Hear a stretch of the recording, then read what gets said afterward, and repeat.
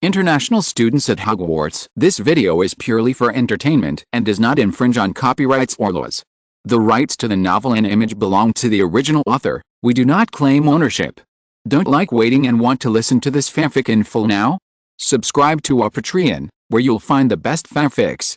Chapter 51 Malfoy? In short, I really regret it. Seeking new book investment. See? There are 3 Gryffindors who can summon a broom at once, but there seems to be only one Slytherin. Wood found that Gryffindor had the upper hand here, and immediately taunted him. Huh? Marcus was speechless. 3-1, he also had nothing to say.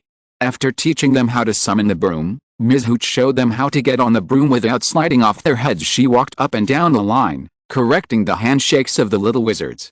It's really like the tennis lessons when I was a child. Loren sighed. He felt that his broom was a little restless, so he poured a magic power into it, and the slightly shaking broom gradually became quiet. Okay, when you hear the whistle, kick your legs off the ground. Remember, use your strength. Ms. Hooch said. Loren also put the broom between his legs. Give the broom an upward force so it can carry my weight. Loren said silently in his heart, and then cast a spell on the broom. By the way, keep an eye out for Neville. I remember something going wrong with him. Abrupt mutation. Loren's broom suddenly lost control. Even if he just touched it with his hand, Loren felt a wave of anger coming from the broom.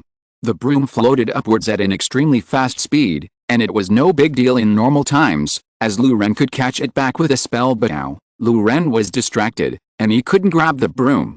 The broom rushed straight to Loren's crotch. Boom. Loren. XX. The testicles are the vital parts due to the innervation of the egg and the thick and tough white membrane outside. Its volume is strictly limited and cannot be easily deformed. Therefore, they are extremely sensitive to stress. Therefore, once a man's perineum is hit hard by a broom or the like, he will surely roll in pain, unbearable pain, and even faint from pain, resulting in a so-called neurogenic shock. Loren was hit by the salted fish stab and went into nervous shock. He, who had experienced many battles and mastered the ancient runes, fell under the hands of an ordinary broom. The violent impact made him lose consciousness for a moment, but the broom was still rising, and Loren flew to a height of dozens of feet like a cork sprayed out of a bottle. Ms. Hooch and the freshman looked dumbfounded. Loren, hold on. Seeing the urgency of the situation, Harry didn't hesitate at all. He kicked his legs hard on the ground, leaned forward, and flew into the sky like a crossbow bolt off the string. At this time, his heart was beating rapidly, and the blood hit his eardrums, and it seemed that something in the blood was stimulated. The air blew through his hair, the ground turned into patches of color beneath his feet, and Harry felt like he had an epiphany. And in the air, he is like a fish entering the water. Everything makes him feel comfortable. Malfoy saw Harry take the initiative to fly into the sky. His face changed, and he glanced at the figure lying on the broom in midair, and he spit on the ground. It's so annoying. Then he mounted his broomstick, kicked the ground hard, and took off. What he said at the academy dinner table the other day was not bragging. He did fly very well. He streaked across the sky like a ray of light. Get out of the way. He yelled at Harry at the same time. He told himself in his heart, I don't want to save that violent maniac. I just need a collie who can farm the land. Yes, without him, the land would not be able to grow well, so this young master should show mercy and save him. Harry flew to Loren's side and tried to grab his hand hanging beside the broom, but the broom bumped and threw Loren off the broom.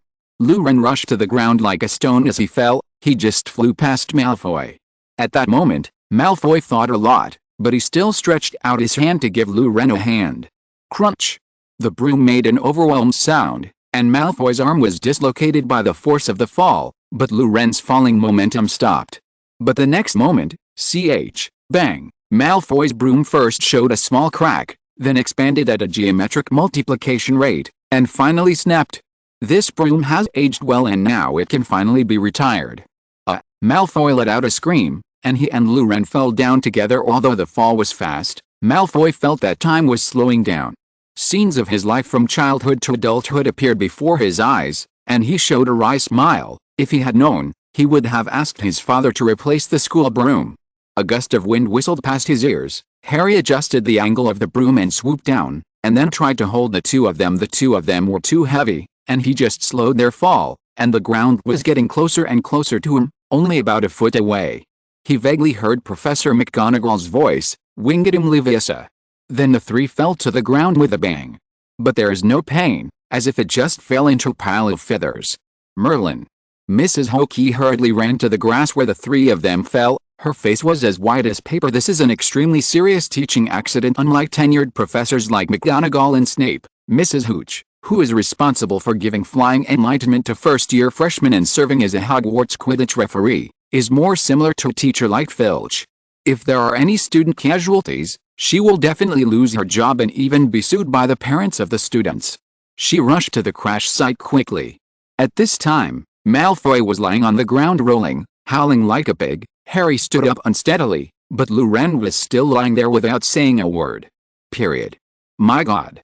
All my years at Hogwarts, never Professor McGonagall came striding towards them. Resuscitate quickly. After she arrived, although she was out of breath, she quickly cast a few recovery spells, calming Malfoy, and Lou Ren woke up slowly. Professor McGonagall was still worried, and took the three of them to the infirmary for a full-body examination.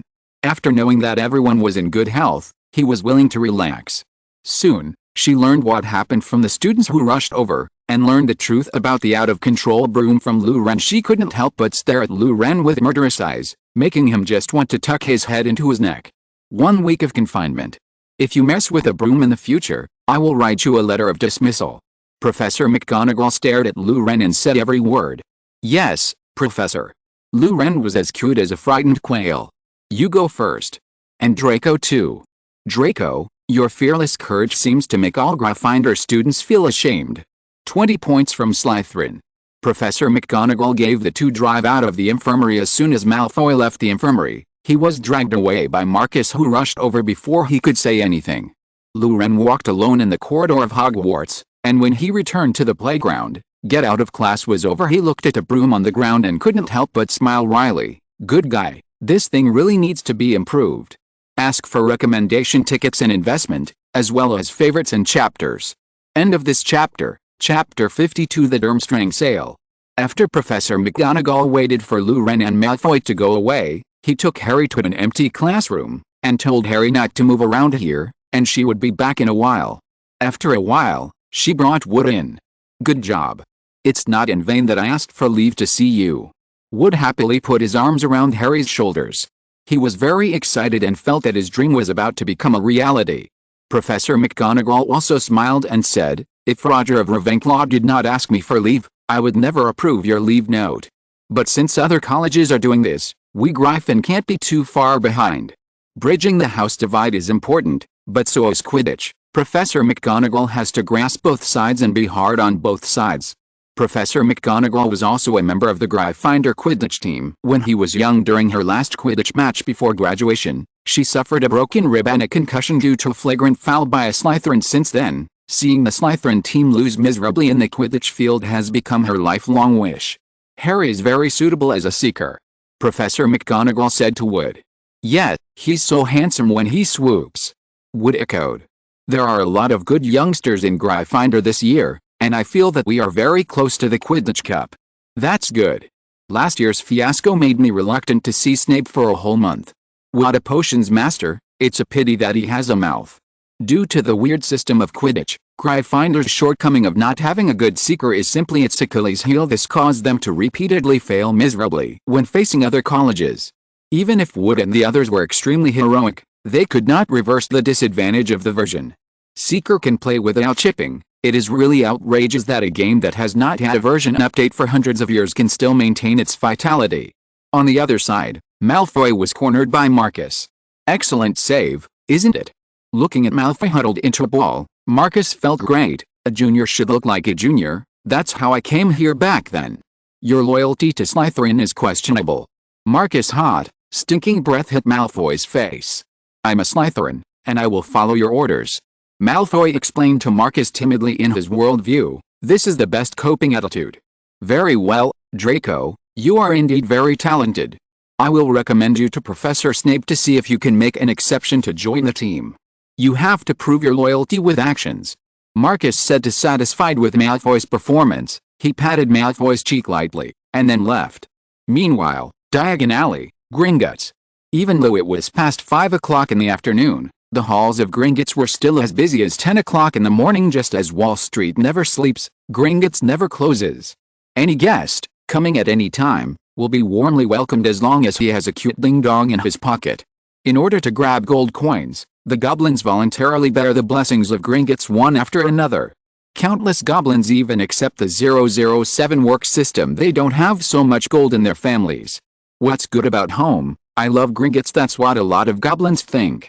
At this time, many shops in Diagon Alley were closed, and there were a lot fewer people on the street, but a tall and thin middle-aged wizard came to the gate of Gringotts. He has short white hair and a carefully groomed goatee on his thin chin. The wizard was wearing a silver and white mink coat. The coat's fur gleamed with smooth oil. The goblins guarding the gate were a little surprised. First, very few wizards came to Gringotts at this time, and second, very few British wizards would wear mink coats, but they still put the tall and thin wizard in respectfully. After passing through the bronze gate and the silver gate, there is the Great Hall of Gringotts. There are still nearly 100 goblins busy in the hall. Some of them are writing with quills, some are examining gems, weighing coins, and some goblins are waving ledgers and shouting. The ruble will not collapse. No matter what, stabilize the exchange rate for me. I am very optimistic about the newly appointed Alexander Grigorievich. The quarrel was heard far away, but when the wizard walked into the hall, all the goblins took the initiative to restrain their voices. An old goblin whose hairs in his ears had turned pale stood up tremblingly. "Oh, my old friend, Igor. What wind brought you here? I have a big deal to discuss with Gringotts, dear old fellow, Lackles." Igor Karkaroff's voice was mellow and sweet. He also smiled, showing a mouthful of yellow teeth. Although there is a smile on his face and his voice is very soft, his eyes are still cold and sharp, giving people a sense of Northern Europe's severe cold. Lackles heard the hidden meaning in Karkaroff's words, but he still wanted to struggle. No goblin would dislike his lack of business. "Old friend, what kind of deal is this that makes you unwilling to deal with my old friend?" Karkaroff's voice became icy, and he spat out a single word: Durmstrang. The hall, which was still buzzing, was now so quiet that one could hear a needle drop. The old Lackles had fallen into a sluggish state behind the counter. Some clever goblins had already left quickly, looking for their seniors whom they knew well in Gringotts. Gringotts' VIP room of the highest standard. Karkaroff was sitting on a leather sofa, with a glass of cocktail in his left hand, and a tray in his right hand filled with appetizers such as sausages, pickles, and pickles. "Actually, you can have some kippers." Karkaroff swallowed the sausage and Dalaba in his mouth with a cocktail. "Next time," a young goblin said humbly. "There will be no next time." Karkaroff sneered. "Honorable Mr. Karkaroff, the hospitality is not good, and you still look at the sea." The door of the VIP room opened slowly, and several goblins entered one after another. The leading goblin was not particularly old. On the contrary, he looked very young, with a brown beard. "Let me introduce myself. I'm the head of credit and investment management at Gringotts, and I'm on the Gringotts board of directors. My name is Estes. We're very curious about what you've said about the sale of Durmstrang. Can you talk about it in detail?" Karkaroff didn't rush to answer him. He chewed his food bite by bite. He finished the sausage and fat sandwich in his hand slowly, then drank the wine in the glass in one gulp before looking at Estes. "I have discussed with the directors of several schools. We intend to sell the magic school in Durmstrang to Gringotts. Please make an offer. The entire school, including the school campus, collection of books and school qualifications, will be sold to you. The faculty and the administrative framework we will also retain." Estes understood what Karkaroff meant. The school was functioning normally, but with a complete replacement at the top. All the directors present were moved for a while. "This is really too tempting than buying and selling. Ask for a recommendation ticket." And Zhang Shuo, the next chapter, is at 5 o'clock in the afternoon. Updates will be made at 9:05 a.m., 05, p.m., and, on Sunday. End of this chapter. Chapter 53. A fish sees food but does not see a hook. Man sees benefits but does not see harm. Durmstrang is a magic school located in Northern Europe that is famous for teaching black magic and repelling witches. Like Hogwarts, Durmstrang is unplottable, but what's even more outrageous is that not only muggles don't know where it is, but wizards don't either, even if you've been studying there for 7 years. Because in order to ensure that the address is not leaked, they will use the Oblivion spell to erase the memory of the visitors and students about the school address. So Durmstrang is the most mysterious of all magic schools. No one is sure where it is located, except the headmaster and trustees of Durmstrang. But there are always exceptions. Grindelwald's mana is unpredictable, and even if his memory is erased, He can still deduce the general location of Durmstrang. He was the only outsider who could possibly know Durmstrang's location.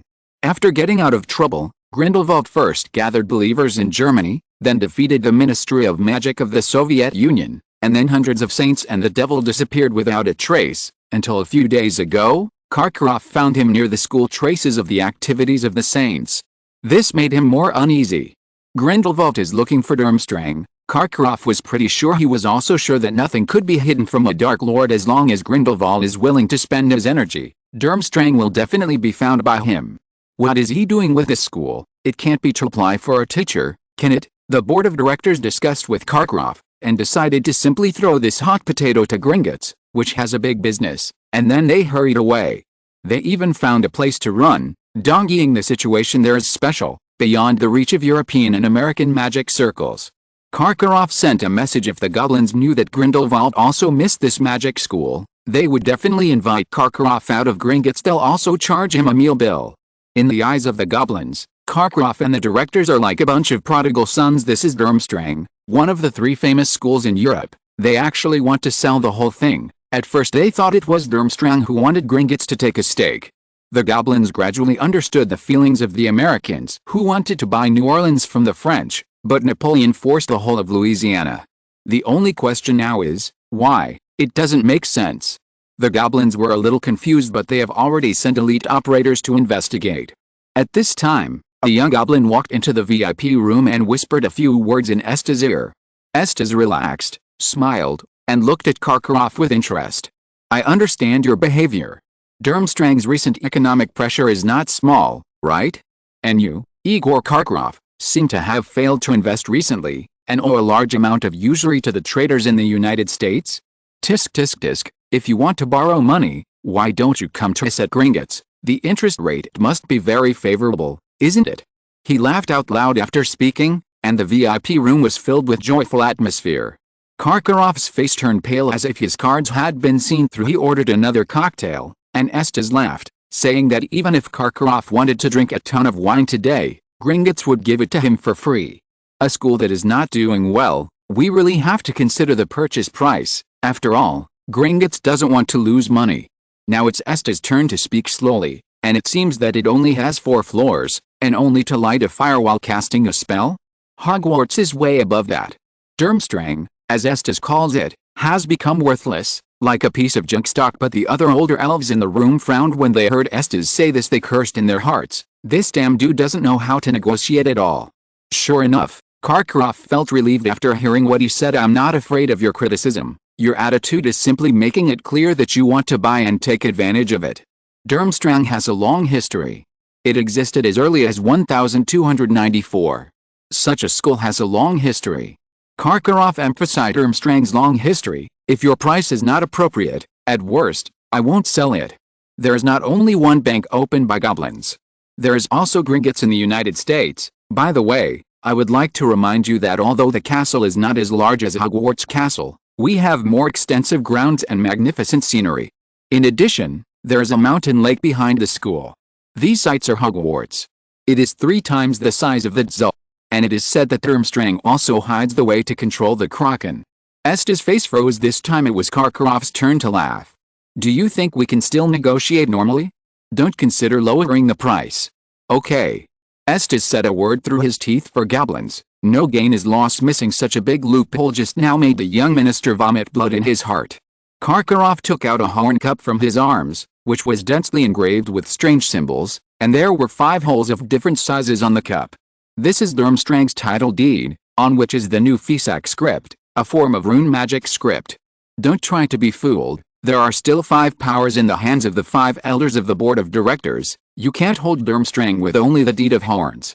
The fire of greed that had just ignited in Estes' eyes quickly dissipated. You are joking. Gringotts has always been based on integrity. Here you don't have to worry about the safety of your property. He forced a smile. In the blink of an eye, 3 hours had passed. During this period, Karkaroff and the goblins engaged in a lengthy negotiation tug-of-war. The goblins never expected that the wizard in front of him knew economics very well. This is totally different from other wizards. The other wizards are not even good at converting Garin Signet.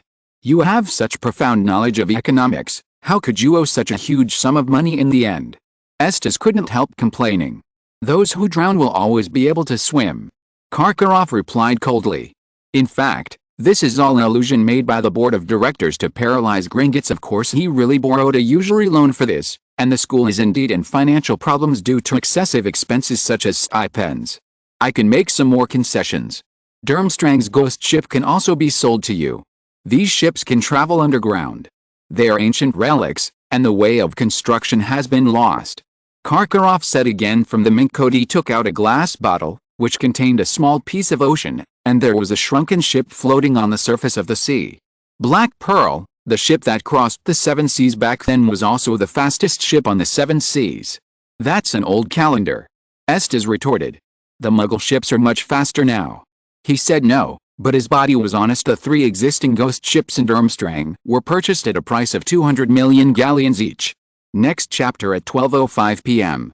Ask for recommendation tickets, investment, collection, and chapters. End of this chapter, chapter 54. Is that the final result? Estes asked Karkaroff with a hoarse voice, and Karkaroff couldn't hide the tiredness on his face. He agreed.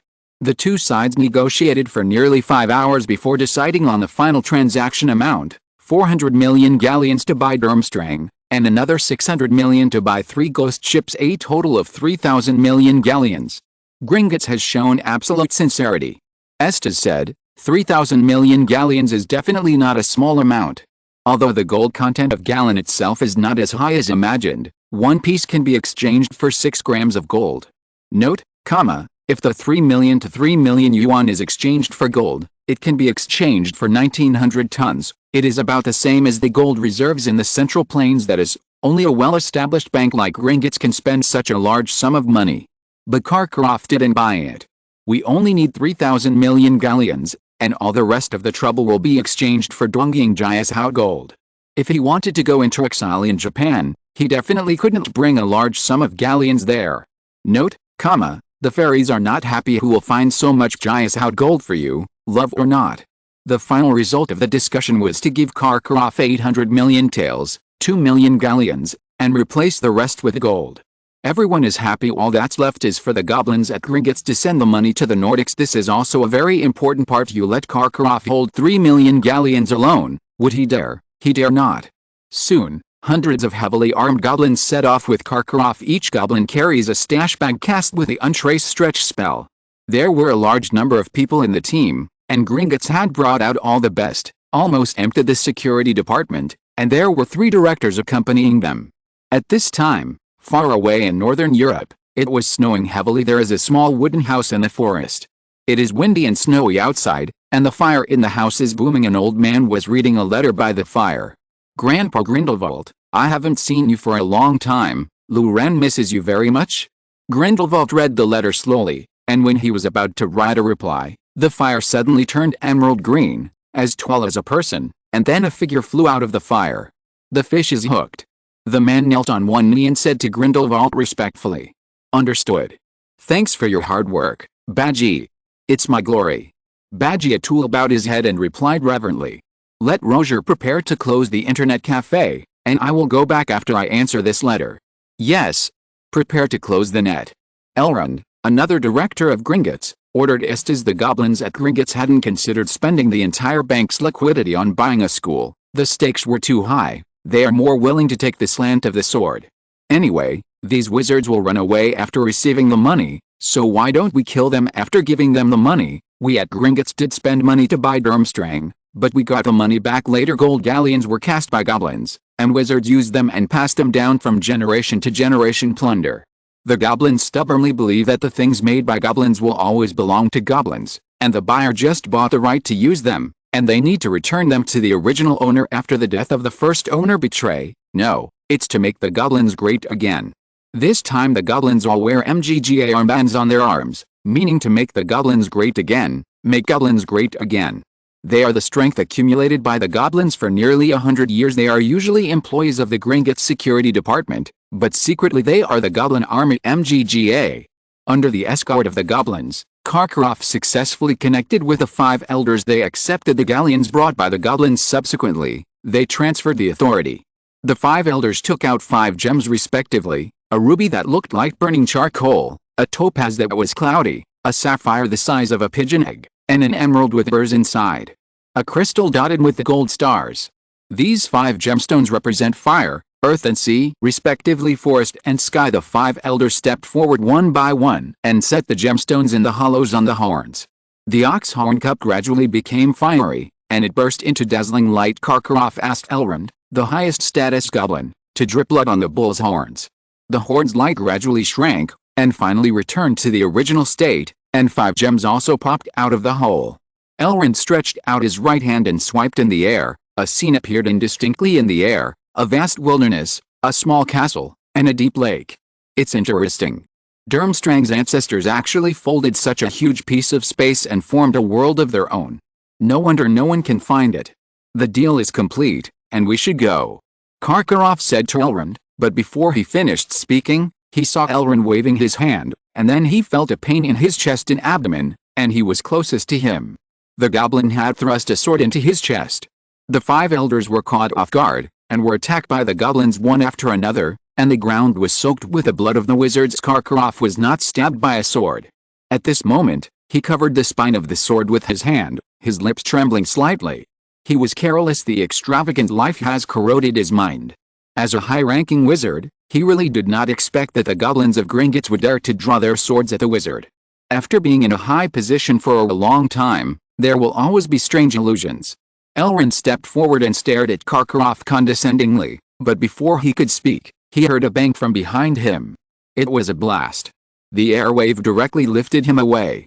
The goblins have also been at peace for a long time, and they who have never experienced war were also confused by the sudden explosion. A volley of blasting spells killed nearly half of the goblins. One by one, the wizards appeared on a small hill not far away, with a total of more than 200 people. The one-handed explosion just now is the master of the saints, a volley of war magic blasting spells. Just a moment ago, hundreds of people cast the blasting spell together. When they were done, they didn't sloppy at all, and the spell spewed from the tip of the wand, and the goblins fell like wheat. Elrond turned over and stood up, seeing that the details of Gringotts would disappear in just a dozen seconds. He couldn't help but stare. He shouted, "Go! Retreat!" A green light hit his chest, and the Gringotts director fell on his back, in the snow soaked with the blood of wizards and goblins. The remaining goblins tried to teleport away, but were jolted out of the apparition pipe by a thunderclap, and Roger retracted his wand into his robes. Grindelwald has been in the magic world for decades. How could he not have a spell to counter apparition? The goblins were swept away by the swarming saints. When Grindelwald arrived, there were only corpses in disorder and Karkaroff dying on the ground. Grindelwald lowered his head, looked at Karkaroff, and said something that surprised him. Does Durmstrang still lack teachers for the history of magic? Splitline, note 1991, in 8, the price of 1 gram of gold was about £50, while a gold galleon could be exchanged for £6 on the black market, so 1 galleon is roughly equivalent to 25 grams of gold. As a galleon about the size of a dollar coin if it is made of pure gold, the weight is about 16 grams. The conclusion is obvious, galleon is not pure gold. Note, Dongeying Jiaout gold is a unique currency in the magic world of Dongeying. It uses a very friendly 4-entry method and 2-entry method. Their main currencies are called Liang, Fen, and Zhu, and there are also 4 auxiliary coins in Zhazong, Shimu, Zaya Ashimu, and Zaya Ashimu. The magic world of Japan only recognizes gold 1 or 2 as a 15-gram large gold pendant, and the gold content of each gold pendant is as high as 70%, and 4 points equal 1 or 2, 4 points equal 1 point, 1 point equals 2 points, 1 point equals 2 points, small points equals 1/2 points, and small points equals 1/2 points. The currency value is calculated strictly according to the amount of gold contained in the currency. In daily life, 1 shime is roughly equal to 1.4 pounds currently. 1 tael can be exchanged for 1 gold galleons. Start filling the worldview. The next chapter returns to the main line of Hogwarts. See you at 9 o'clock in the morning. Ask for recommendation tickets, collection and investment. End of this chapter. If you're listening to this novel on a channel other than Fanfic World, it means they downloaded and uploaded it without effort. We cordially invite you to visit our channel, Mundo Fanfic Novelis. There you'll find the original version of this story and you can explore many other novels of various genres. We're waiting for you to immerse yourself in a world of incredible novels. Chapter 55 Animagus. The flying lesson was Lu Ren's last lesson for the day after class. Everyone separated and went to work on their own affairs. Lu Ren didn't go back directly to the Gryffindor Tower. He went to the vegetable patch of his group first. It has to be said that Professor Sprout is really a grand druid. The growth potion she prepared is very effective and low in cost. With the help of the growth potion, the vegetables in the vegetable patch are growing gratifyingly. For vegetables that grow on the ground like tomatoes, you can already see seedlings protruding tens of centimeters from the ground. Maybe in a few days, you can harvest fresh tomatoes. The growth cycle of tomatoes in the Muggle world is about 110 to 170 days, but with the support of Professor Sprout, it only takes 1 week. When Lu Ren came to the vegetable field, there were already people there. To Lu Ren's surprise, the person there was actually Malfoy. He is watering the seedlings and watching for bugs. Where did this guy get all his agronomy knowledge? Lu Ren was a little curious. He walked behind Malfoy. Malfoy raised his head when he heard footsteps, and couldn't help feeling a little embarrassed when he saw Lu Ren. After all, I used to brag everywhere that I was a noble and famous family, but in the blink of an eye, I went to work in the fields. Flying lesson today, thank you. Malfoy saved himself, and he must thank him. It's nothing, you and I are classmates in the same group. If you are hospitalized, wouldn't you let me do all the work? Lu Ren looked around. The entire Hogwarts was divided into nearly 90 groups, and there were very few who came to the vegetable field to take care of the vegetable seedlings the next day after planting. Maybe the seniors and sisters from other groups came here in the morning and afternoon in the vast experimental field. Except for him and Malfoy, there were only 4 or 5 people. Farming requires continuous investment. Professor Sprout's potion is very useful, but it cannot completely replace labor. Lu Ren sighed while pouring water. One thing to say, Sprout's potion is really omnipotent, integrating functions such as fertilization, ripening, pest control, and balance of land and organic salts and microbial groups. The potion cost for a piece of land does not exceed 5 nats. Such a talent can be said to be strategic. Malfoy, Marcus is not targeting you today. I know, he's targeting the whole of Gryffindor. Malfoy. That's right. Are you okay? I think he's targeting you. After pouring a ladle of water, Lu Ren cast a jar spell on the tomato seedling. It's okay, my father is the school trustee. Even if Marcus is also from the 28 Holy Family, he can't do anything to me. These are actually Slytherin's traditions. What kind of magic is this? I have never seen it before. It's an ordinary growth accelerating magic. I don't rely on a magic wand to release the magic. Lu Ren lamented the strange atmosphere of Slytherin, and casually explained it. Malfoy didn't delve into it either. He knew that everyone had their own secrets, and if they wanted to maintain a harmonious relationship, they had to learn to maintain a normal social scale. He also continued to work in the fields. The seedlings of tomatoes stopped moving after growing nearly 10 centimeters. Lu Ren secretly lamented that his runes still haven't improved much. Lu Ren felt something was wrong. You, Malfoy, a young master of a pure-blood family, how do you know the steps of farming so well? He opened his mouth to inquire, and it turned out that Malfoy went to Professor Sprout to make up lessons in private. Breathtaking. It's also 7 years of magic education. You are so good-looking, you really secretly made up the lessons. The two of them worked for a while, and after taking care of the vegetables in the field again, they left the vegetable field. By this time it was getting dark, and it was time for dinner. When the two were walking back to school, they saw Professor Sprout holding a toolbox. Professor, good evening. Do you still want to go to the vegetable field at this late hour? Lu Ren asked curiously. Yes, I just finished class. Planting is the first thing. If you work hard, you will gain. Lu Ren. You may not know what natural and man-made disasters are, but wizard farming is not afraid of climate disasters. He suddenly remembered one thing: the sooner this thing is done, the better. That is to learn the transformation of animagus. Animagus transformation has its disadvantages, but it also has unparalleled advantages. Unlike becoming an animal through transfiguration, animagus retains the wizard's original consciousness, reasoning, and memory abilities, which can be said to be the perfect way to spy on information. Moreover, the animals transformed by animagus can get rid of magic tracking in various senses, which can be said to have many benefits. But this metamorphosis causes wizards to possess the brains of animals, trapping them unknowingly, forgetting that they are a wizard. The first step to becoming an animagus is to hold a single leaf of a mandrake in your mouth continuously for an entire month. There is no way to cheat here with February, A month with only 28 days, it has to be from one full moon to another. The full moon refers to the moment when the celestial longitude difference between the moon and the sun reaches 180 degrees. In the lunar calendar, the 15th day is called Wang, so Lu Ren only needs to know what date is the, day of the lunar calendar. In September 1991, the corresponding Wangri was September 9th, and I still had enough time to prepare the materials for the transformation of animagus. At no time during this month can the leaves be swallowed or taken out of the mouth. If the leaves leave the mouth, the whole process has to start all over again. And this is just the first step. There are 6 steps to transforming into an animagus. The process is harsh and outrageous, but the key is that this thing depends on luck. So naturally, the earlier you start, the better. A single leaf of a mandrake is not difficult to obtain. He found Professor Sprout and asked her for the leaf. Professor Sprout smiled broadly. You also want to use the leaves to learn the transformation of an animagus, right? Every year, several little wizards come to me for mandrake leaves. The one who persisted the longest came a total of 12 times, but none of them succeeded. Transforming into animals is very attractive to young wizards, and the so-called extremely difficult makes them feel challenged. Professor Sprout generously went to the second greenhouse and brought out 5 or 6 mandrake leaves. Take it, kid.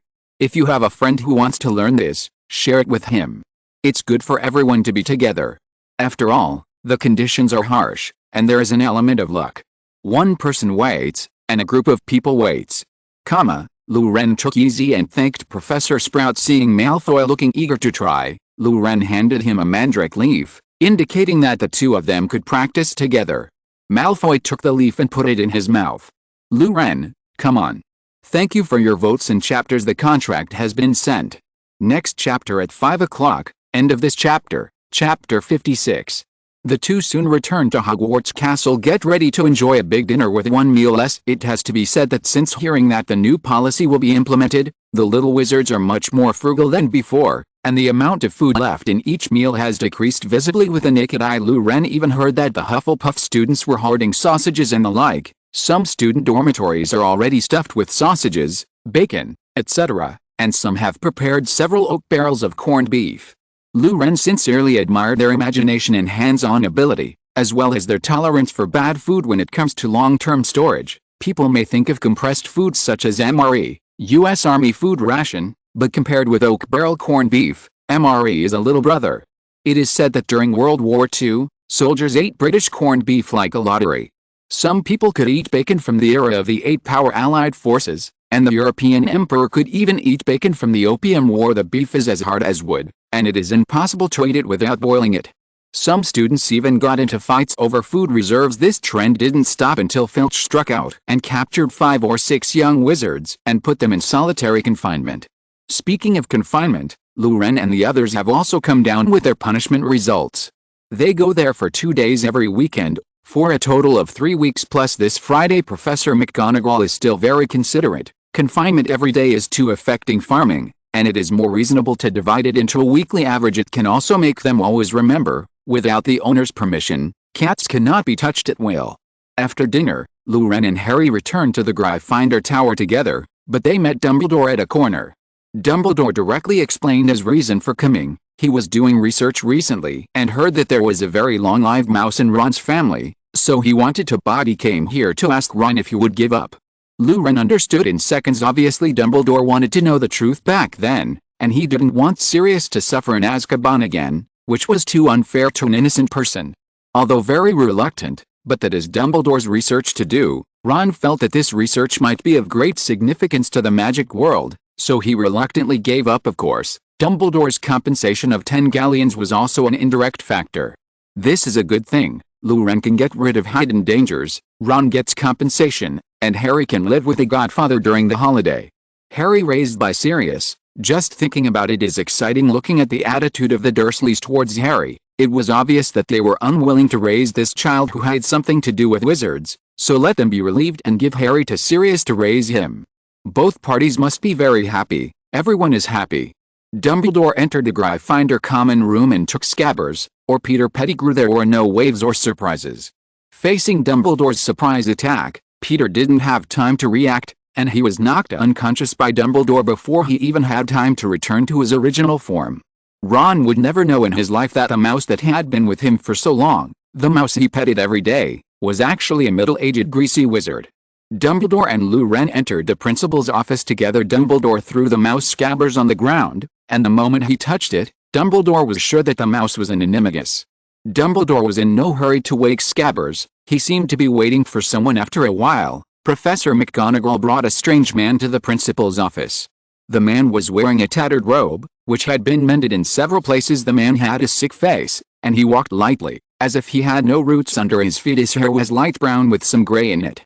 Lou Ren guessed the identity of the visitor, but felt distressed for no reason. Lupin looked so old. If Lou Ren had to use one word to describe him, dying would be the most suitable word for him. There are not many descriptions of Lupin's appearance in the original book, and it is far less shocking than seeing him with his own eyes. What kind of stimulation and torture turned a middle-aged man who was originally high-spirited into this appearance? Dumbledore, a centenarian, is more energetic than him. Is it a metamorphosis of Night of the Full Moon? I'm afraid it's the kind of loneliness without the company of dear dogs on a full moon night. What happened to Lupin that night 11 years ago? His last friend was killed by Voldemort, and the remaining two good brothers killed each other. One died and the other went to Azkaban. What is even more tragic is that his friend was killed by Voldemort because of the betrayal of another friend. Remus, I'm sorry to make you come, but I think you might be interested in this mouse. Lupin seemed to realize something, and there was a trace of blood on his face when he saw Scabbers. An extremely complex expression appeared on his dead face. He moved his lips but did not make a sound. Finally he uttered a name in a husky voice, Peter Pettigrew. He will never forget that mouse for the rest of his life. Even if he only sees it in a photo, he will not admit his mistake. Dumbledore nodded. He waved the wand in his hand, and a blue light spewed out from the wand, and the mouse spotted in midair, and then there was a flash of light. The mouse shrunk into a gray mass, and then a head grew out of that mass, an unknown gray. The object also expanded rapidly, gradually forming a human body, and finally a short, bald man appeared in the office. A man who looks like a mouse. Lou Ren felt his stomach churning. Just standing in front of him made him feel uncomfortable.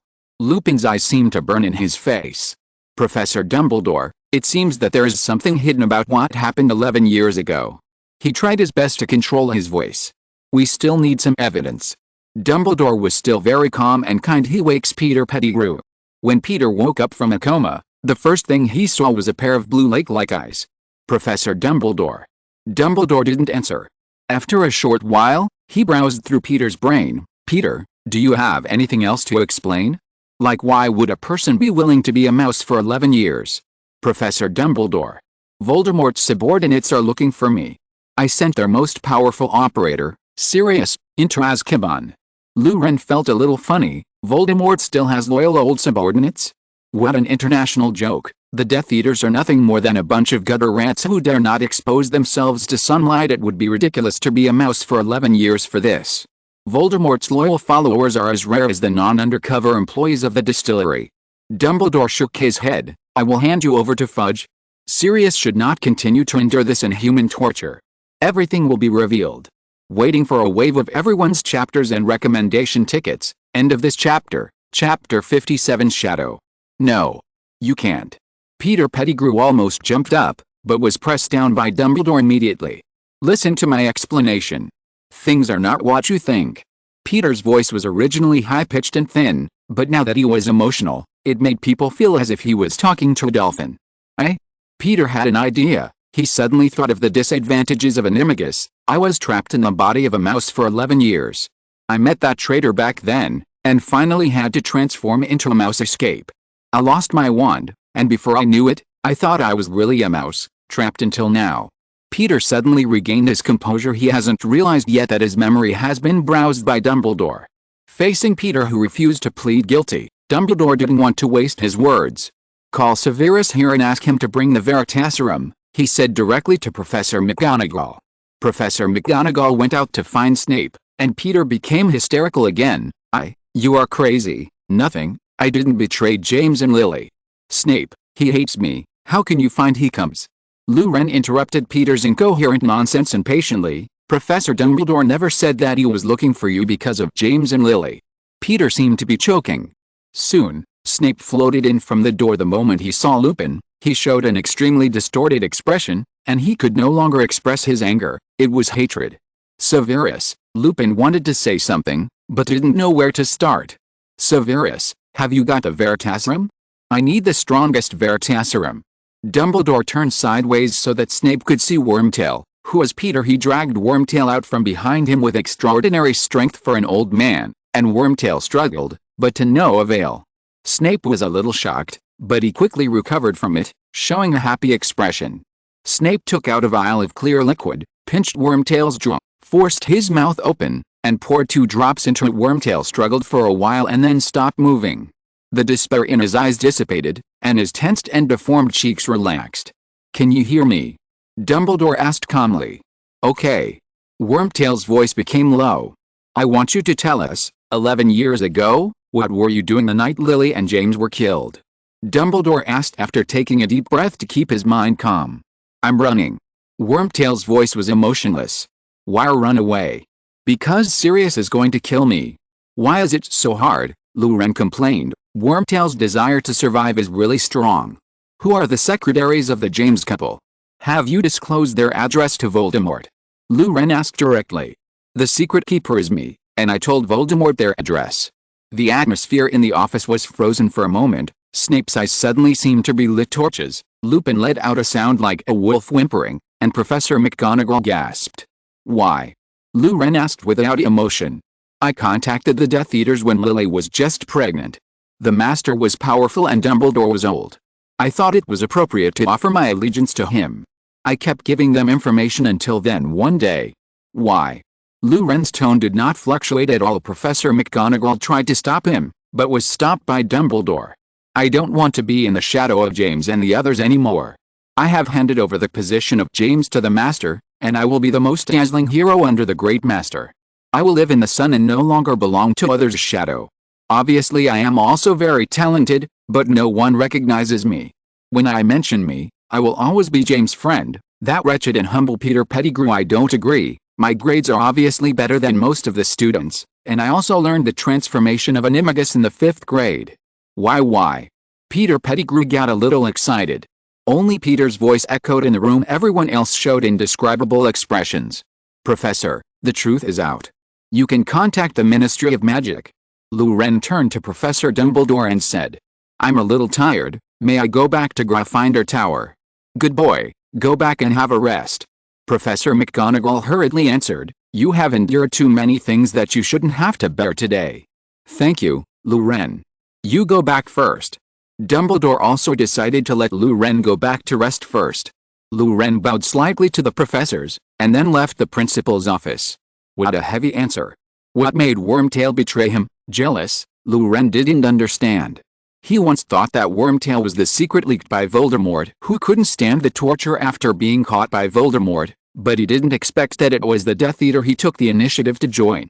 Knowing people, knowing faces but not knowing the heart, Luren sighed. He walked slowly towards Gryffindor Tower. He was thinking, if he wanted to cast a fidelity charm in the future, who would be the suitable secret keeper?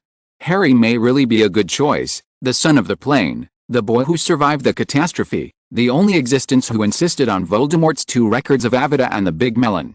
However, can I be the secret keeper of my own family? Luren's thoughts were flying, and today he solved a serious problem, which made him relax a little. He stopped thinking and went back to the Gryffindor common room.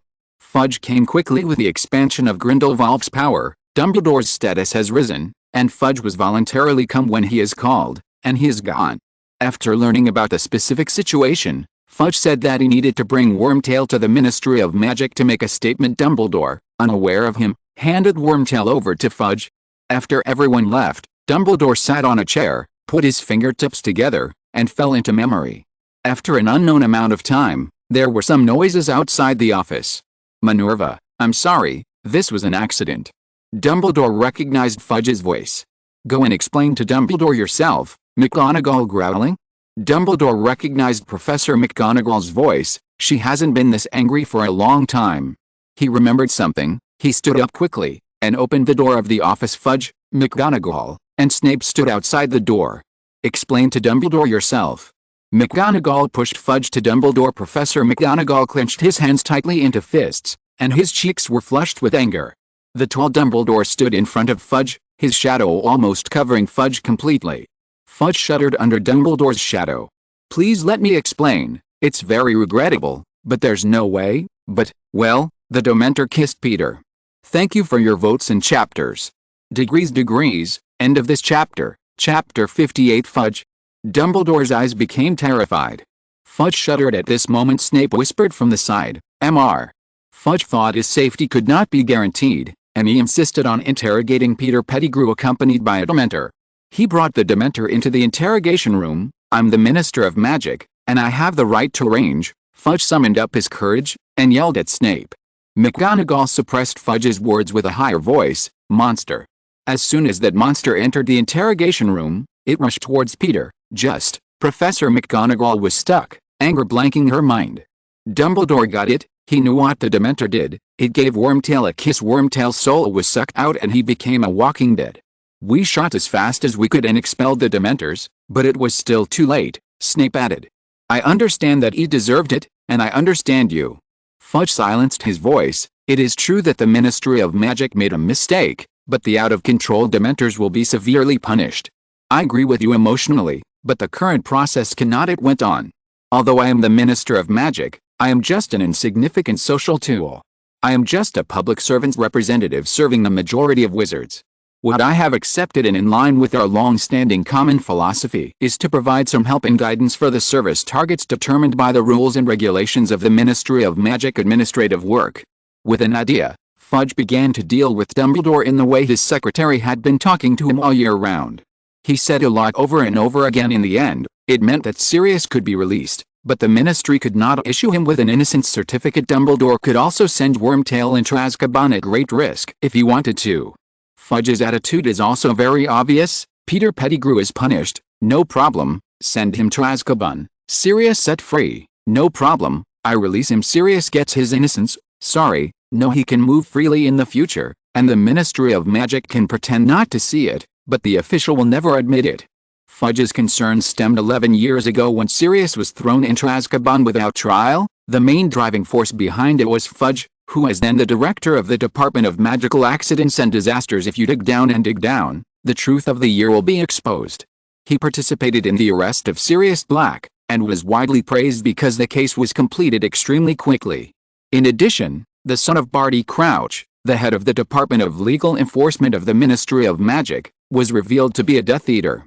Just by chance, Cornelius Fudge became Minister for Magic. His foundation is the Sirius case. As a result, such a huge fallacy was left due to the hastily closed case. If there had been more interrogation at that time, the fate of Sirius would have been completely different. If the matter is exposed, it will be extremely unfavorable to him, so he took the risk and killed Wormtail. Dumbledore stared at Fudge for a while with extremely sharp eyes. For the first time, he saw the man in front of him clearly, and he found sadly that he had nothing to do with him. "If there's nothing else, I'll leave first, and there are still some processes to run." Fudge couldn't bear Dumbledore's pressure. "I promise with my personality that Sirius can live like a normal wizard, I promise." His voice was full of begging elements. After leaving such a sentence, he left Hogwarts in a state of embarrassment. Dumbledore watched him go without another word for an instant. Dumbledore looked much older. The Ministry of Magic exploded with astonishing efficiency in just half an hour. Sirius was free, and Wormtail was thrown into the cell where Sirius had been before. All the turmoil subsided. Dumbledore finally chose to back down. Wormtail was punished, and Sirius was free. This is already the best answer in the current situation. Fudge's daring move made him a winner. Dumbledore had nothing against him, and he managed to do a dance on Dumbledore's bottom line. Fudge succeeded. It's just that no one noticed that Wormtail, who was lying like a dead body in the cell of Azkaban, would have a faint gleam in his eyes from time to time. In far northern Europe, there are people lying like dead bodies. More strictly speaking, he is lying in dead bodies. Karkaroff couldn't believe what he heard. "Grindelwald wants to apply for a professorship in the history of magic?" "No problem." Karkaroff agreed. No matter what Grindelwald wanted to do, he would just agree. Even the headmaster of Durmstrang can give it to him. "Great." Grindelwald snapped his fingers, a white light enveloped Karkaroff's chest, and then Roger stepped forward and pulled out the sword.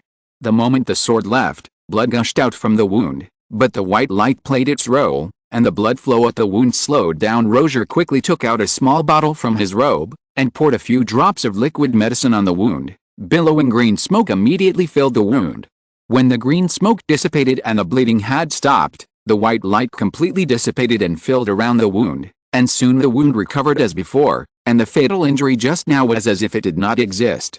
Come on, let the students meet the new professor of the history of magic. Are there any vacancies for you? I can introduce you to wizards with sufficient experience. Grindelwald played with the horns that fell to the ground while sell to Karkaroff. Karkaroff could only respond with a wry smile. Soon, Durmstrang ushered in a personable and knowledgeable professor of the history of magic, who claimed to be named Astrologus Magistus, which means great astrologer at the same time. The school also hired many teaching assistants and janitors, and Durmstrang suddenly became a little lively. On the mountain behind the school, there is also a small village suddenly, and dozens of families have moved into it, looking like a paradise. If outsiders come here, they will definitely see the harmony between man and nature, as well as the comfortable atmosphere here. End of this chapter. Chapter 59, Daily Life in the Gryffindor Lounge. There is a very famous ancient poem called, "The Bright Moon Rises on the Sea," and the end of the world shares this moment. In addition to appearing in the language test, this poem also frequently appears in the geography test questions. The problem of jet lag. It is also under the moonlight, but everyone has different things to do. Malfoy was writing a letter to his father with a leaf in his mouth. Dumbledore was in a daze in the office. Grindelwald was packing his luggage, and Lupin, Hermione and the others were killing time in the common room. Gryffindor cubs have had their homework cut short as they skipped an herbology lesson, an astronomy lesson and 2 defense against the dark arts lessons due to Wednesday's break. After Thursday's transfiguration and a thrilling flying lesson with the older cat girl, the Lion Cubs only have 2 Friday potions lessons left this week. Of course, there are 3 unlucky guys who are going to be locked up on Friday afternoon. This was bad news, but when Professor McGonagall informed them that they were going to Hagrid for detention, Ron still laughed. Go to Hagrid for detention? This is a good thing, better than going to Filch's to clean the toilets. At this time, the 4 of them were sitting around the fireplace playing chess, and at the same time chatting with each other. Ron, Jen roll. A knight jumped in front of Luren's king, and then smashed Luren's king with a powerful blow. The king's little hand flew in front of Luren. Maybe it was an illusion. Luren felt that the hand stretched out a middle finger. Luren. Forget it, it doesn't matter. Victory or defeat is a common matter in military affairs. The game should be played with a smile. Play with your mother. Gan. Ron is too good at playing chess. It can't be blamed on Luren's glass heart, but that he has been solved by Ron in 5 minutes in a row 5 or 6 times after the losing streak at the beginning. Ron decided to let a bishop, and soon Ron changed to let a bishop and a knight, but Luren still couldn't beat it. The most important thing is that Luren is very self-aware that he did not play wizard chess with the same rules as chess with Ron, but chose the rules of chess. Everyone regarded the castle as a phase, the bishop as a chariot, the knight as a horse, the king as a handsome man, and the queen as a soldier. They borrowed 2 more queens, picked 2 pawns as cannons, and drew a chess map on the table, and then Luren and Ron caught up and fought each other. Well, I have to say that Ron's talent in chess games is really high.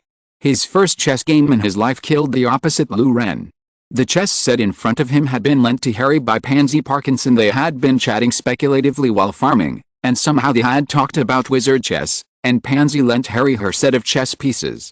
Pansy's set of chess pieces is very delicate, and the facial features of each chess piece are very clearly depicted, taken out alone as a small figure. As for the image of the king, Constantine Xi and Mehmed II were chosen very spiritually. Looking at the wreckage of Mohammed II, Luren apologized in his heart. "I'm sorry bro. Luren, it's too difficult for me." Then he said, "I am a little thirsty, I need to go to the toilet," and then pass urine at the speed of light on the way back. He took his pet with him, the little tiger Luwu. Now it was time for him to come out for a walk. Luren opened the fence of the cat bag, then tilted it slightly, and a fat orange dumpling rolled out before the little fat tiger could react. Luren grabbed the nape of Luwu's neck very skillfully and lifted it up after the little chubby tiger was grabbed by the nape of Fate's neck. It was as quiet as a plush toy. Luren felt itchy to see it, so he stroked it a few times, and passed the addiction. You can't stroke it if you have a cat. Do you have a cat? Then he took the little tiger to the common room. Along the way, the little tiger stared at the already somewhat familiar scenery with big innocent eyes, and fell into thinking, where does Papa want to take me? The answer will be revealed soon. Lu Ren put it next to the chessboard. Lu Ren used the tiger seduction technique, and the effect is outstanding. Even after Ron gave up a car and a horse, he had an inextricable fight with him, of course. After Ron failed to reach out to touch the tiger for the third time, Lu Ren gradually fell into disadvantage. When Ron picked up the chess pieces and prepared to make a checkmate, Lu Wu suddenly overturned the chessboard with a laziness. Lu Ren quickly stood up and said that the game was a draw, and then left his seat as quickly as possible. Are you just a tiger? Hermione was a little curious. Can Hogwarts keep tigers? What tiger? This is a Siberian orange cat. Lu Ren said confidently. I still have proof.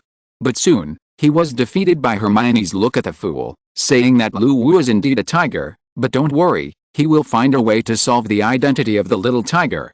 Lu Ren, your tiger looks very good. The color of your fur is shining with a little golden light, and your eyes, like black gemstones, look very human.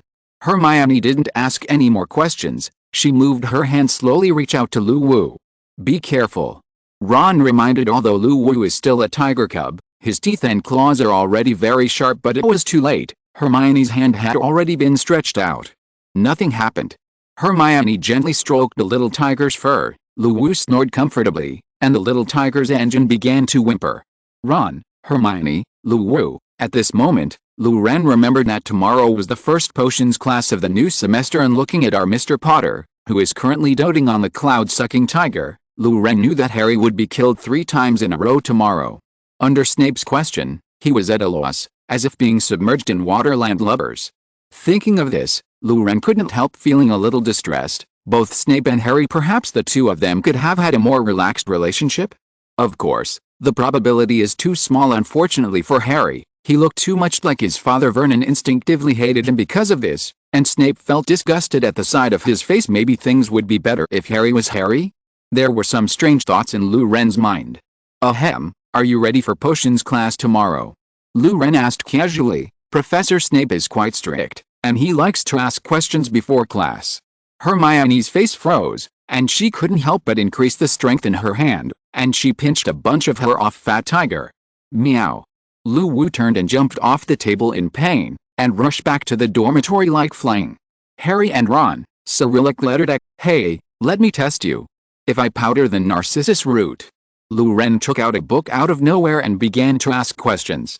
Harry and Ron, Greek letter sigma, degree Cyrillic letter de degree, Greek letter sigma, Cyrillic letter deck. Thanks to Carol's Night for the reward, monthly ticket and recommended ticket. Thanks to Zaya 1, who was empty, for the reward of the blind cat bumping into the dead mouse. You are the biggest motivation for me to continue, thank you.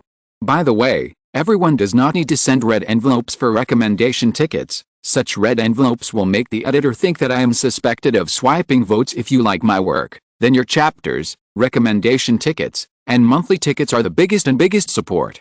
Really, I didn't expect to receive a tip. I was really touched. I get it. My book is being read, and it makes me really happy. Thank you all. Love you guys. Emperor Ha. Oh, end of this chapter. Chapter 60. Snape who played against common sense. After rushing to make up lessons, Lu Ren was content to go back to sleep. With him making up lessons, there would be no problem. He stood up from his seat, and a small bag slid out of his pocket. What is this? Ron helped Lu Ren pick up the bag with quick eyesight and quick hands.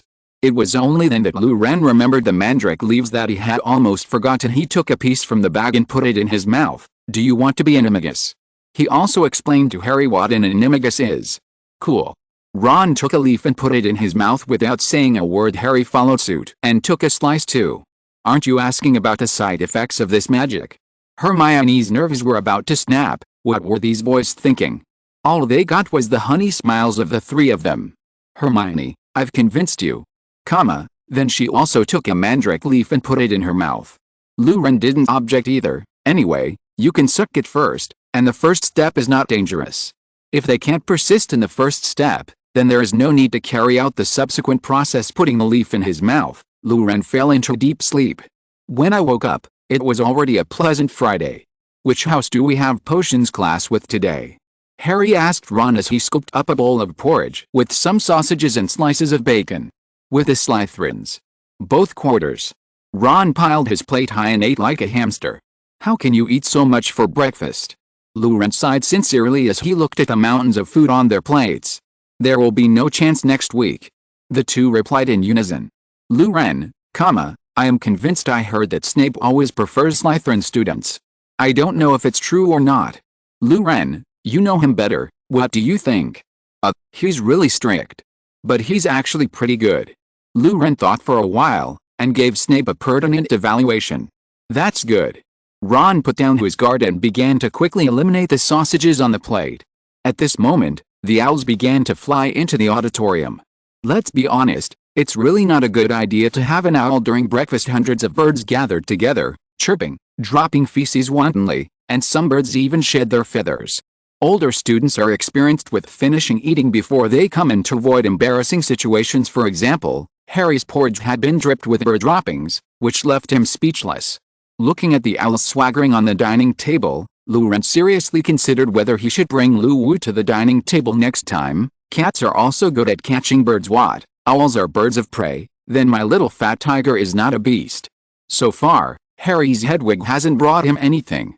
It comes to Harry every day like clocking in at work, begging for some bread and water, and then goes back to the cage to fish and rest. This little life is really comfortable, and it seems to be a little fatter than when I entered school.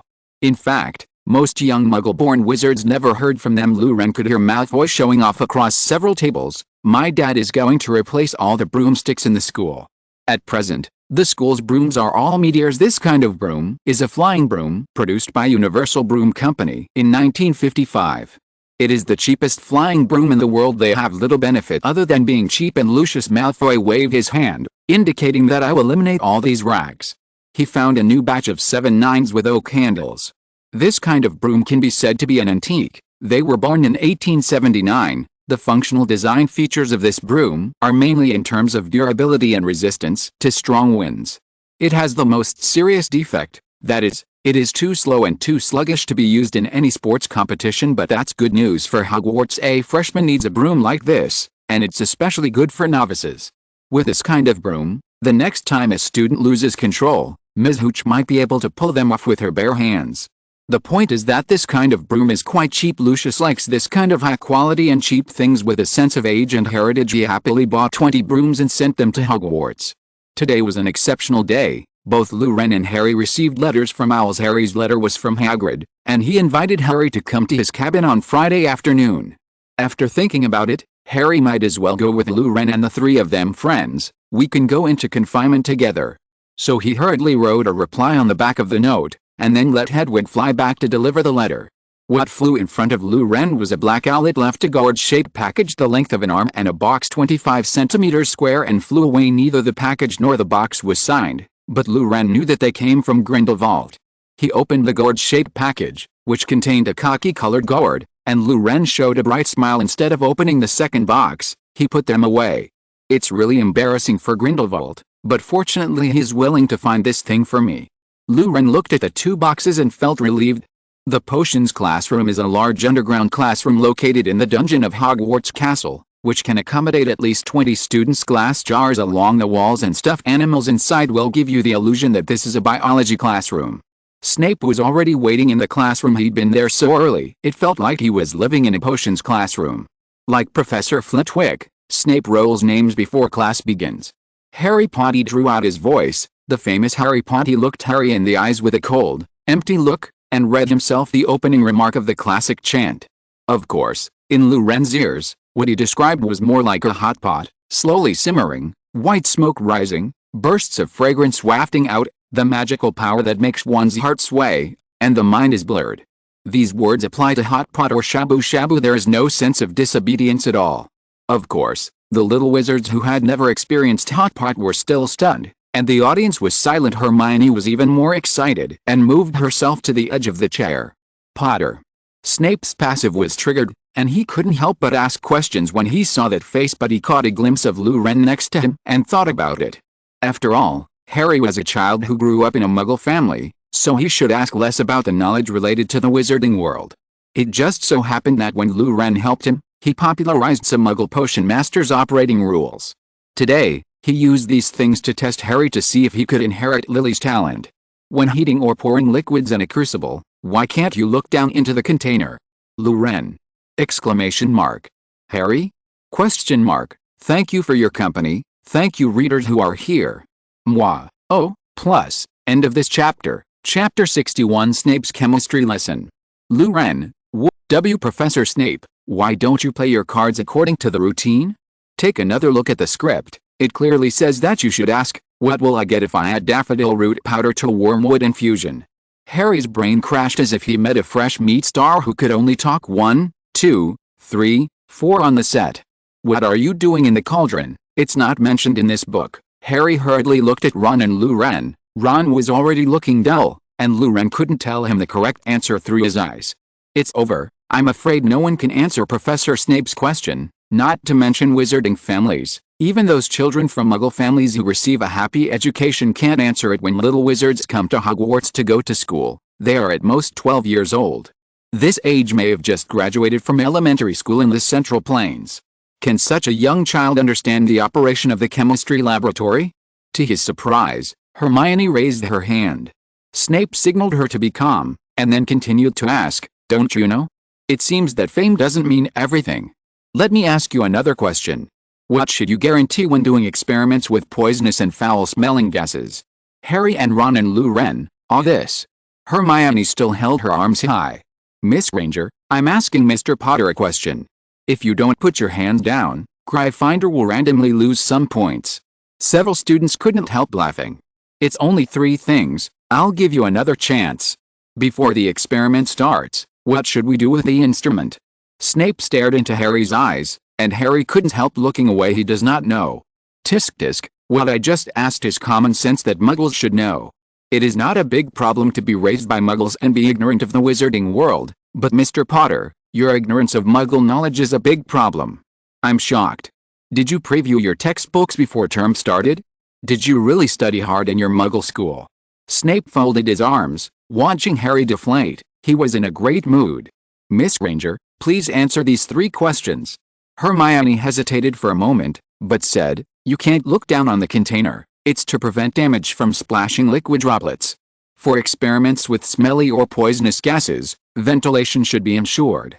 Before the experiment starts, check whether the equipment is intact and whether the device is secure. Harry almost wanted to hide in a crack in the ground. Very good, all right. Snape felt that the little girl in front of him was much more pleasing to the eye. Looks like this little girl has a talent for potions. Muggle-born, highly talented in potions. Snape thought of a lot, and his expression was a little gloomy. 5 points from Gryffindor, could have been 10. Professor, this kind of knowledge is not accessible to Muggles at the age of 11. Luren raised his hand, and after getting permission, he opened his mouth and explained to Snape. Sit down. Snape didn't want to entangle Luren anymore, so he directly asked Luren to sit down. Have you seen enough of the jokes? Why don't you write them down? Snape suddenly turned his attention to the other young wizards. There was a sudden noise in the classroom, and the little lions and little snakes all took out their quills and parchment, and wrote vigorously on them. Snape looked at Hermione, who was sitting next to Harry. He thought for a while. Also, Miss Granger, you and Luren should switch seats. Hermione? Question mark. Although she didn't understand, in order not to continue to irritate Snape, she honestly changed seats. Thus, the seats of the 4 changed from Ron, Harry, Hermione, Luren to Ron, Harry, Luren, Hermione. There was no reason why Snape did this. It was purely disgusting to see the Potters getting too close to Muggle-born girls who were good at potions. After most of the young wizards stopped writing, Snape spoke again. The question just now makes me suspect that most of you are the kind of stupid fools I often encounter. I hope you have the due respect for the experiment. It is unrealistic to have a correct understanding of the operation. I will write the safety operation rules of the laboratory on the blackboard, and you will write them down. I will conduct random checks next week. Those who have not memorized these rules, I guarantee that they will never forget them.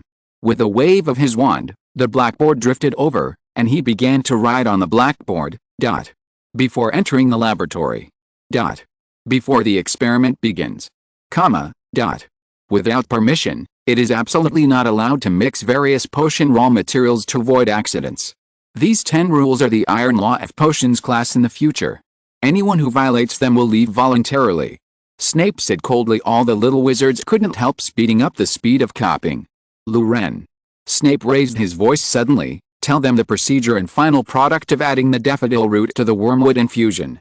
He decided to take out a model to demonstrate to the group of baby baboons, to let them know what real potions are. Professor, the combination of narcissus root powder and wormwood infusion can make the water of death, a powerful sleeping medicine. The specific steps are to take the narcissus root, remove the impurities in the sample, then cut it into small pieces, put the chopped sample into a mortar, use a pestle to crush and grind the sample, then prepare the wormwood extract, slowly add the ground sample into the extract, and stir carefully with a glass rod. Luren roughly described the process of preparing the water of life and death. Although he didn't know much about the preparation of potions in the magic world, it was still okay to follow the previous chemical experiments. Mostly correct. Snape was quite satisfied. In the whole classroom, only Luren and Hermione looked like wizards, and the others were simply baby baboons, especially Potter, hopeless. After the little wizards finished copying the laboratory rules, Snape began his explanation. What Snape wants everyone to finish today is Boil Potion, which is a special medicine for treating pustules, measles, boils and other symptoms of lymphatic tuberculosis. The steps are not difficult, very suitable for newcomers, but careful operation is required. Making it incorrectly can cause this potion to have the opposite effect, creating boils instead of curing them. The sign of the potion's success is also obvious: pink smoke will rise from the cauldron if brewed correctly. However, Luren feels that his style is simply a combination of chemistry class and cooking class. Weigh an ounce of dried nettles, then take a pair of snake's teeth and grind them. Heat the cauldron, pour the nettles into the roast, and when they smell bitter and pungent, take them out and set aside. Standby. Put the slug in a pot under cold water.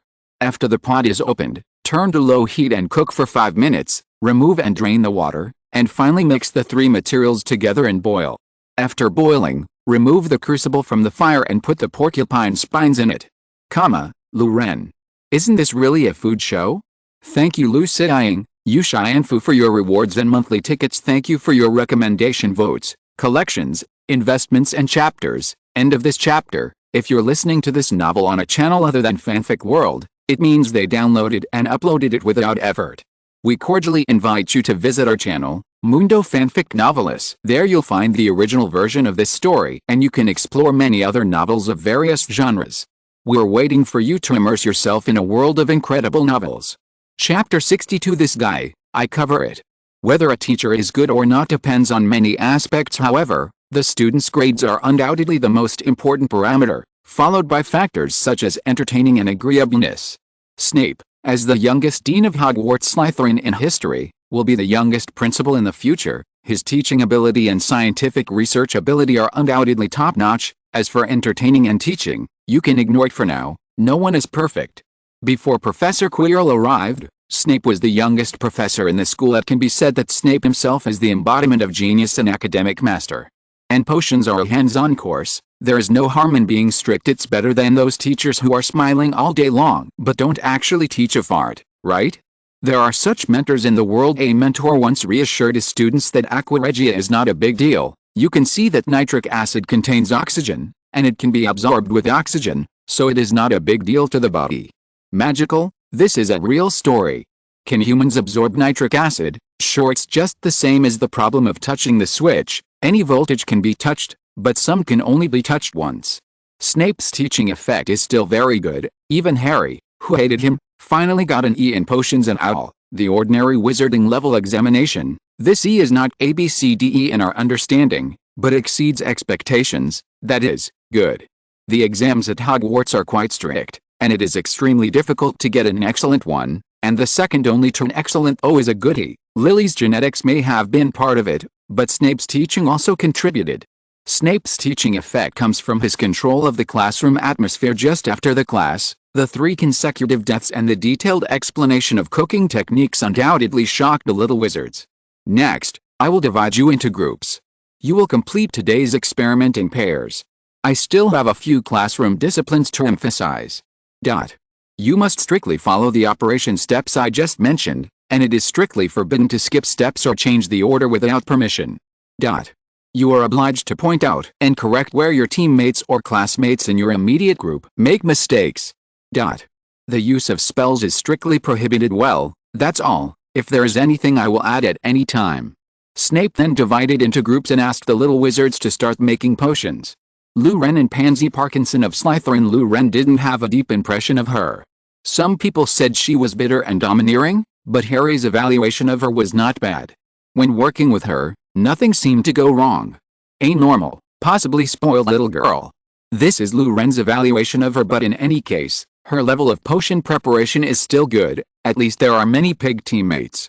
Despite years of teaching, despite having done enough mental preparation, Snape was still pissed off by these clumsy little wizards. He watched the operations of the little wizards, and his anger gradually increased. It may be because Lou Ren's excellent operation this summer raised his expectations, or it may be because he failed to exhaust his anger at the beginning of class today, and his anger gauge was full soon. Daphne. Your scale is wet. Dean Thomas, are you massaging Snackertooth? Neville Longbottom. Is your slug going to be released? Put it in cold water before processing it, don't you understand? Snape walked around the classroom, tightly wrapped in his long black cloak, like a large bat patrolling its territory. The atmosphere of the whole class was extremely tense. Fortunately, there were no major mistakes, and Lou Ren also corrected Neville's mistakes a few times, making the class much smoother. In this kind of practical class similar to a chemistry experiment class, a clumsy teammate is simply a breathing safety hazard. Sometimes, you really want to pour the prepared solution all over the pig teammate's head. About an hour later, red smoke erupted from the cauldrons of Lou Ren and Hermione in no particular order, and the potion was successfully brewed.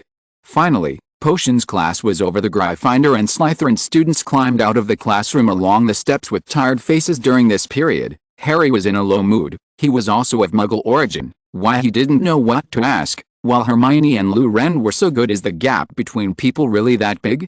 Lou Ren patted him on the shoulder. It's not a big problem. Basically, no one can answer those 3 questions. That's knowledge that only junior high school learns. But you all know that. Harry was still sullen. Central Plains education is quite special. It is reasonable that I have been in contact with a few million points earlier. I don't know why Hermione knows. I talked about it in the remedial class I attended before. Hermione answered from the side. What about happy education? Exclamation mark. Why did you go to tutoring classes when you were 11 years old? There's a lot of competitive pressure in the school. Hermione explained. Well, Lou Ren remembered that Hermione's parents were dentists in the London area, and it was not her turn to accept happy education. The 4 of them walked towards the vegetable field. They planned to go to the fields to do farm work first, and then go to Hagrid's confinement at night. The vegetable fields of each group have sprouts. Some can see the shadow of a good harvest, while others are extremely obvious that they will fail. From a distance, Lou Ren saw a piece of green vegetable seedlings in his vegetable field, and there were some small tomatoes dotted among them. There will be a bumper harvest, and Lou Ren can tell the general result just by looking at it. But who are the 2 people standing next to their vegetable field? Looking from afar, there were 2 Slytherin students, one tall and one short, standing beside the vegetable field. When Lou Ren approached, he recognized Malfoy and Marcus. A few words floated down the wind. It's the decision of the senior year in the academy. You'd better cooperate. Don't be ignorant of good and evil. You have so much output, it's better to allocate some of it. Malfoy clenched his fists and said nothing. You seem very dissatisfied. Marcus moved to Malfoy, looked down at him. Malfoy took a deep breath, looked up at Marcus, and said slowly, this is not mine alone. Vegetable field. Why is the vegetable field so lively today? Lou Ren walked over. What happened? He asked knowingly. Lou Ren, this has nothing to do with you. I will take care of it. Malfoy ran up to Lou Ren anxiously. He really didn't want Lou Ren to be involved in this conflict. Unfortunately, it was a bit late, and Marcus noticed a dark-haired kid. Imp of Gryffindor. He came over. Marcus Flint, a 5th grader, is a full foot taller than 11-year-old Lou Ren. He stood in front of Lou Ren like a battleship and a destroyer sailing side by side. Seeing that there seemed to be a conflict, Harry and the others hurried over here. This vegetable field is covered by me. This guy is also covered by me. Lou Ren pointed to Malfoy, and then made the atmosphere extremely stiff with one sentence. Thanks to Carol's Knight for the reward. End of this chapter. Chapter 63. Lou Ren, just want to live a peaceful life. Marcus didn't expect that the first-year Gryffindor could say such a thing, but being so reckless is very much in line with the characteristics of Gryffindor. Do you know what you're talking about? Pay attention to your tone. Brat? If you apologize now, I can still consider forgiving you. But, the harvest you turn in from the vegetable fields will be doubled. Marcus didn't complain because of Lou. Angry at Ren's provocation, he didn't take his words to heart. Boa constrictors don't care about hamster squeaks. At the same time, he also praised his wit. How much tax can be levied on each vegetable plot has been carefully calculated by the senior students in Slytherin House. Those who don't seem to have much oil and water should collect less, and those who want a good harvest should collect more. Malfoy's field has long been targeted by them. Malfoy's surname can't be kept, and several seniors from the 28 St. clan are waiting for him to worship. However, regardless of the level of the levy share, it did not exceed 20%. One is to leave some rations for the lower grades. After all, they all belong to the same academy, so we need to leave some room. Second, if the levy is too high, it may offend students from other colleges. Although the other 3 academies are concentrated places for nerds, honest people and reckless people, it's not good to offend too many people at once. But what Lou Ren said made him find a breakthrough. Originally, he could only collect 20% of the property, but now he dared to ask for 40%. Period. In this field, the output of tomatoes alone is at least 1 ton, not to mention potatoes, carrots and garlic. With an idea, I can expropriate hundreds of kilograms of vegetables. Marcus, in short, very happy. If I do this, I will definitely be praised by Prefect Gemma. Marcus was very happy. Such a diligent subordinate must be treated differently, right? Gemma Farley is one of the current Slytherin prefects and the most popular prefect among the students. She is a witch who combines strength, beauty and power. These 3 factors are simply fatal temptations for Slytherin boys. The selection of prefects in Slytherin is quite special. The prefects came out of internal duels. It can be said that the prefects of Slytherin are particularly good at fighting. As a 7th grade student, Gemma Farley can be said to be the ceiling of Slytherin's current combat power. Of course, if Professor Snape wanted to make a decision and asked the Slytherin students whether they supported it, then they would definitely support it. Sometimes it is also possible to make an exception and let people who are very popular but not powerful enough act as prefects. Malfoy, Greek letter iota. HMPH, hurry up and apologize, I'm in a good mood today. Marcus folded his arms and was in high spirits, looking like I'm sure of you. He was already imagining in his mind the scene of being treated differently by Prefect Gemma because of the high tax on the land. I, Marcus, am about to reach the pinnacle of my life. But one sentence brought him back to reality. Have you heard of wizard duels? Marcus must have heard that the Slytherins had a house duel every year. This semester has just started, and he even challenged Prefect Gemma to win the limelight, but he only lasted for less than 10 seconds. If the time for the 2 parties to salute is taken into account, it would be just 1 move. It just so happens that the school's arena is open this weekend. How about it? Do you dare to make gestures with me? Lou Ren's voice came. Malfoy was about to collapse. Lou Ren, you're crazy. He knew that 5th graders could already cast a variety of spells, and 5th grade duels were by no means the kind of petty fights of 1st graders. If one is not careful, Lou Ren may really be beaten into the school hospital. The expressions of Hermione and Ron on the side also changed suddenly. Marcus' face darkened, and he stared at Lou Ren with his gray eyes for a few seconds. Yes. No problem. As long as you dare to challenge. Marcus. Malfoy was anxious like an ant on a hot pan. Draco, shut up. Let's talk about today's matters later. Marcus scolded Malfoy. He poked Lou Ren's chest with his finger. Enjoy yourself tonight. I will wait for you. Then he left without looking back. As a member of the pure blood family Flint, he must not be cowardly in the face of a duel. Even if he wins, there is no benefit, so he still accepts the duel invitation. At the same time, he made up his mind that he must abolish this Gryffindor who dared to provoke him. Anyway, it's normal to strike harder in a duel. He will pay the price. Are you crazy? Malfoy grabbed Lou Ren's robe collar. He was on the verge of collapse. Marcus will definitely hit hard. You hurried to find Professor Dumbledore. Yes.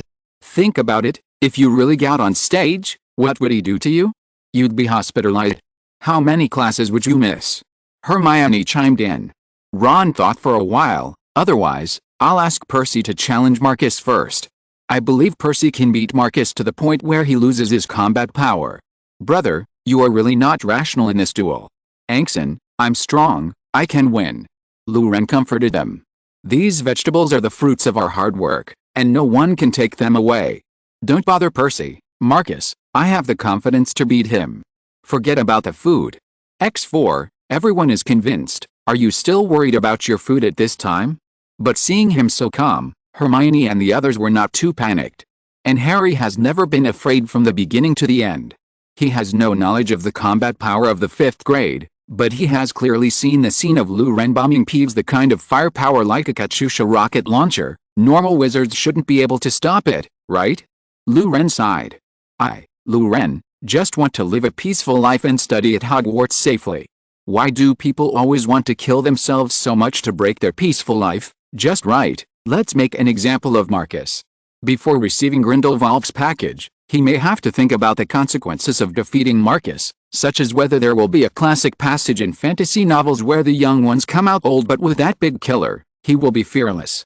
Seeing that Malfoy was still looking nervous, he could only say to Malfoy very seriously, I think only those who have overcome their own fears are qualified to be called those who stand at the top. I think so. Draco, you probably want to stand at the top, right? Then start by overcoming your fear of senior years. Malfoy was lost in thought. Lou Ren didn't say any more, and greeted Harry and the others and walked towards Hagrid's hut. Thank you for your votes and chapters. Looking for a new book investment? Thank you for the reward of the Nido Star. End of this chapter. Chapter 64, Hagrid's Cabin. Hagrid's hut is on the edge of the Forbidden Forest, so there might be half-giants in it as well as fairies looking from a distance. A wooden hut is under the bell tower, next to the greenhouse, and there is a pumpkin field next to the hut. Of course, Hagrid grew some other crops besides pumpkins. These pumpkins grew 5 or 6 times larger than normal pumpkins, and it goes without saying that Hagrid had also bewitched the pumpkins. Hagrid also put a crossbow outside the door. In Lou Ren's eyes, that crossbow is as big as a bed crossbow used for siege. The bow on the crossbow alone is nearly as long as a person. Lou Ren felt that getting hit head-on would have the same effect as eating a big melon with a wada. When they approached the hut, they heard a few muffled dog barks and the sound of animal paws scratching the ground. They walked to the door, knocked lightly a few times, and it opened, revealing Hagrid's big face. Through the crack of the door, Hagrid saw Lou Ren and Harry, and he quickly opened the door. It's so high. This was Lou Ren's first reaction. Hagrid in front of him was as tall as a hill. M tall. My God, how did he not shock the muggles when he went to pick up Harry? He even bought Harry a hamburger. The big skeleton can no longer be explained. Lou Ren complained in his heart. A dog's head emerged from Hagrid's side. The dog's face was deeply wrinkled and the skin was loose. Yeah. Come back. Hagrid quickly grabbed the collar of the dog's neck, picked up a dog as big as a person, and threw it back into the house. Lou Ren could see clearly that it was an adult Neapolitan Mastiff. After being thrown back into the room, Yo-Yo ran over again, sticking out his tongue, 2 crystal drops of saliva hanging from the corners of his mouth. Hagrid held the door with his left hand, and grabbed Fang's collar with his right hand. The large hound weighing 70 kilograms was like a rag doll in Hagrid's hands. By rights, the Neapolitan Mastiff is a quiet breed, with a notable exception of Fang, who is like a goofy chatterbox. Neapolitan Mastiff puppies, like other dogs, are inquisitive and extremely stubborn rascals, and because of their larger size, Neapolitan Mastiff puppies can be even more destructive when bored. The ideal is to keep these puppies busy at all times with training, play and socialization so they can let off steam. But Hagrid probably didn't raise Fang in these ways. Although Fang was an adult, he still looked like a naughty child. Interestingly, Lou Ren clearly heard Jaya's name pronounced as Fang Fang. He later confirmed with Hagrid that Jaya's name was indeed Fang. Sure enough, it's the dog's name. You can tell from the name that it's a good and loyal dog. Lou Ren was full of praise for the name. Walking into the hut, it's actually not small. The roof is nearly 5 meters high. Although it's only a 1-bedroom, the area of the house must be more than, square meters. The air in the house smelled of bacon from the sausages, ham and pheasants hanging from the ceiling. There is a fireplace in the corner of the house, and the fire is burning inside. A copper pot stood on the fire, and the water in it was just boiling. The floor is also solid wood, and it looks clean at first glance, with only a few old traces apart from the smell of meat. There was no other peculiar smell in the air, and Hagrid's cabin was cleaner than most boys' dormitories. In front of the fire stood a large wooden table and several wooden chairs, and next to the table, in a corner of the room, was a large bed covered with a thick quilt patched together from rags. When all 4 of them entered the room, Hagrid closed the door and let go of Yaya at the same time. Yaya immediately ran to Luren and tried to lick his ears. Push towards Ron. Yaya didn't insist, and immediately put his paws on Ron's shoulders to get close to him, help Ron wash his face. It can be seen that Yaya is the same as his master, with a ferocious appearance but a kind heart. Harry introduced the other three to Hagrid, and everyone quickly warmed up. Hagrid poured boiling water into a teapot, made tea for the four of them, and produced a plate of rock cakes. Rock skin cake is a small sweet cake with a rough surface and irregular shape. It is actually a bit like the traditional dessert peach cake. The plate Hagrid took out had raisins on it. Harry took one and took a hard bite. Hermione, who was sitting next to him, slowly retracted her outstretched hand after seeing his expression. Ron also picked up a piece of rock cake, and picked up a teacup. By the way, you don't know the correct way to eat it. You should take a sip of tea first, and then, Ron, you think it's hard. It's because you haven't eaten the pot helmet from the Central Plains. Let me taste it. Luren thought, how hard can a dim sum be? He eats the 3-finger-thick pot helmet from the Central Plains with relish, and even chewed hard baguette in his previous life. Nothing can be difficult for him. He bit down so hard that even Hermione, who was sitting across from him, could hear the snap of his back molars. Luren put the rock cake down calmly. Luren, Cyrillic lettered X. Oh Hermione, is it expensive to see dentistry in the UK? How much does the medical insurance cover? Luren had a bad feeling about his teeth, so he planned to consult a professional. My parents are both great dentists, and they'd be happy to give you free dental care. Hermione covered her mouth and smirked. They've been depressed for a long time because I refuse to wear braces. It's really great that you can come to the door. At this time, Hagrid finished the work at hand and came to the table. Harry and Ron quickly pretended to love rock cakes, and then the four of them talked to Hagrid about the scenes in class these few days. Grid to listen. Everyone speaks enthusiastically, because those who speak don't have to eat rock cakes. While everyone was chatting, Luren noticed a copy of Daily Prophet under the teapot. He glanced at it. It was a report on Gringotts. Estes, Gringotts' head of credit and investment management, has resigned for an undisclosed reason. Gringotts declined an interview with this newspaper. Elrond, director of Gringotts, dies of illness. A number of wizards said that they encountered unprovoked difficulties when withdrawing money from Gringotts recently.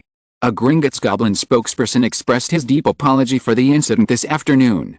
It was a mistake made by a goblin employee during the internship period. He will severely punish it. There are rumors that Gringotts has embezzled a large amount of wizarding assets, and the Ministry of Magic expresses its high regard. The investigation into the Gringotts Dark Wizard break-in on July 31st continues. Gringotts is really a house leak. Happens to rain all night. These negative news are all gathered together. Luren sighs a little. But how could these negative news really shake Gringotts? Thanks for your support.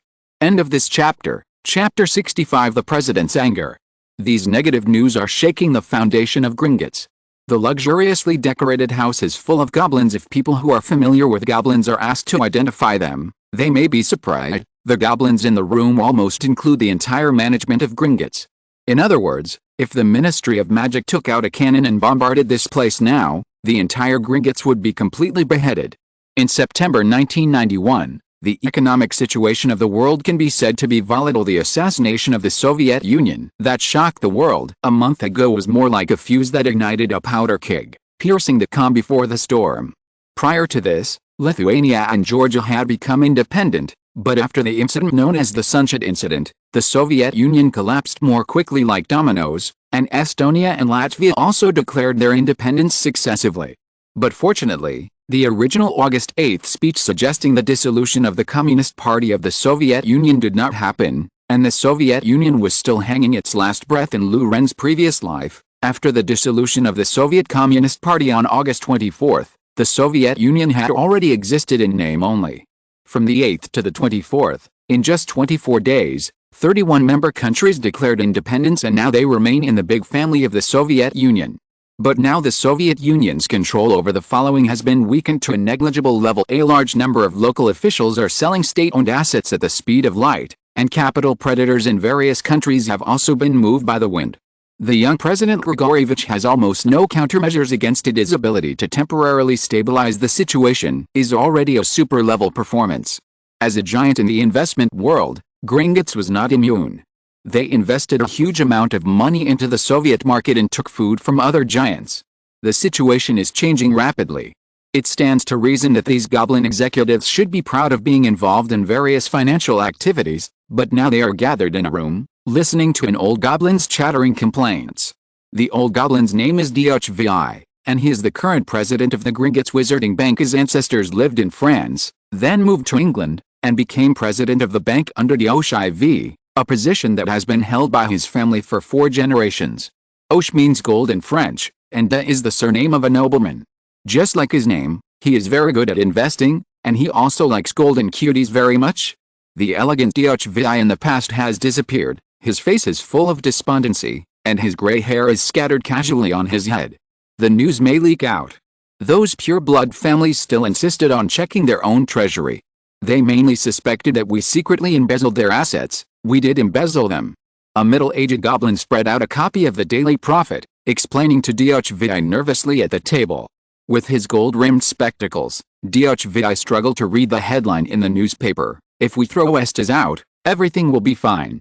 There was silence in the room. Another goblin minister glanced at the middle-aged goblin who had just spoken, and the middle-aged goblin took a deep breath. The great leader, Estes. A bold goblin beside him said coldly, "Estes is not enough to quell the anger and doubts of wizards." More and more families expressed the need to check their own treasury. The Ministry of Magic also sent a notice saying that wizards have the right to know the condition of your own coffers. Obviously, the Ministry of Magic is still very happy to cause some trouble for Gringotts. It takes a huge amount of manpower to count each house, and maybe it can take advantage of the opportunity to reap some benefits. In normal times, this would not be a big deal to Gringotts, but now they have misappropriated a large amount of funds to invest in the Soviet Union, and a total of 3,000 million galleons were robbed last night. If wizards come in now, they will be pleasantly surprised to find that their treasury has become empty. How much gold do I have? What about the big pile of galleons? It was there last week. Dhvi stretched out his trembling hand and took off his glasses. He didn't need to read the newspaper anymore. Gerda, Jodl, Krebs and Bergdorf's A. The other goblins breathed a sigh of relief. Finally they no longer have to face Dhvi. The suffocating pressure is really terrifying. The remaining few goblins are the real top figures of the bank, and they are also the hardcore cronies of Dhvi. Enough is enough. I've made enough concessions. How can wizards not appreciate it? Has it come to this? All organizations have turned their backs on us, even the Ministry of Magic. They are all disloyal, unrighteous, underfed wolves. They are all scum that hinder me. After Dhvi and most of the goblins went out, he couldn't suppress his anger at all. He stood up, paced around the table, and growled angrily. At the end, he threw his pure gold pen heavily to the table. "I'm so mad," he yelled loudly. "The offerings to the officials of the Ministry of Magic are full every year. As a result, we are like raising a group of pigs who can eat with knives and forks. How many years? It will hold us back. I should have found a way to turn them into my puppets, just like the traitors in America." His strength gradually drained as he vented his words, and he slowly sat back in his seat. "No one understands economics better than me. I have doubled the assets of Gringotts several times over the years, and these decisions are all correct. Durmstrang, the Soviet Union, as long as it takes a while, these assets will increase in value tenfold. Now they are all gone. Grindelwald's people stole the money, and the Soviet Union can cash it out quickly." After venting his anger, he regained some composure. "Let the wizards enter in batches and let them investigate. First recharge the assets brought to the strange family, and we must keep the news. If the wizards know that we have been robbed of, million galleons, we will be finished." The Dhvi quickly made a decision, and he was by no means an easy person. He quickly made a reasonable response. Gringotts, which has a long history, has seen a lot of strong winds and waves, and this time it will definitely be able to save the day. He looked resolute, and set a flag resolutely. At the same time, in the Nordic Durmstrang teacher's dormitory, Grindelwald was half lying in an armchair near the fire, listening to the reports of his subordinates. All the saints have been transferred to Durmstrang, 7 of them have become teachers, and 6 of them are school workers. The rest of them have also been resettled in the Holy Artifact Village. Soviet side, we are aggressively acquiring assets. The British Ministry of Magic, the Daily Prophet and the Pure Blood families connected with us have also passed on the news. I believe that Gringotts will definitely fall into a disadvantageous situation in the near future." Grindelwald pondered for a while, and ordered, intensify efforts, and publish their encounters in Northern Europe. I have heard a famous saying in the Muggle world that when a country or organization is going downhill, someone needs to sit in the driver's seat. Slam on the gas pedal. Thank you for your recommendation tickets and collections, and Zhang said that I would like to ask for new book investment here. I hope to reach, as soon as possible, so that there is a small promotion to make the book review area more lively. Then, thank you Carol's Knight for the monthly pass and the tip. End of this chapter. Chapter 66. Bunar, the patriarch among the saints, interjected, actually, my master, as far as I know, Muggle cars can brake when they step on the accelerator when going downhill. Grindelwald. The rest of the saints. The tentacles of the conspiracy gradually extended to Gringotts, but the goblins didn't notice it.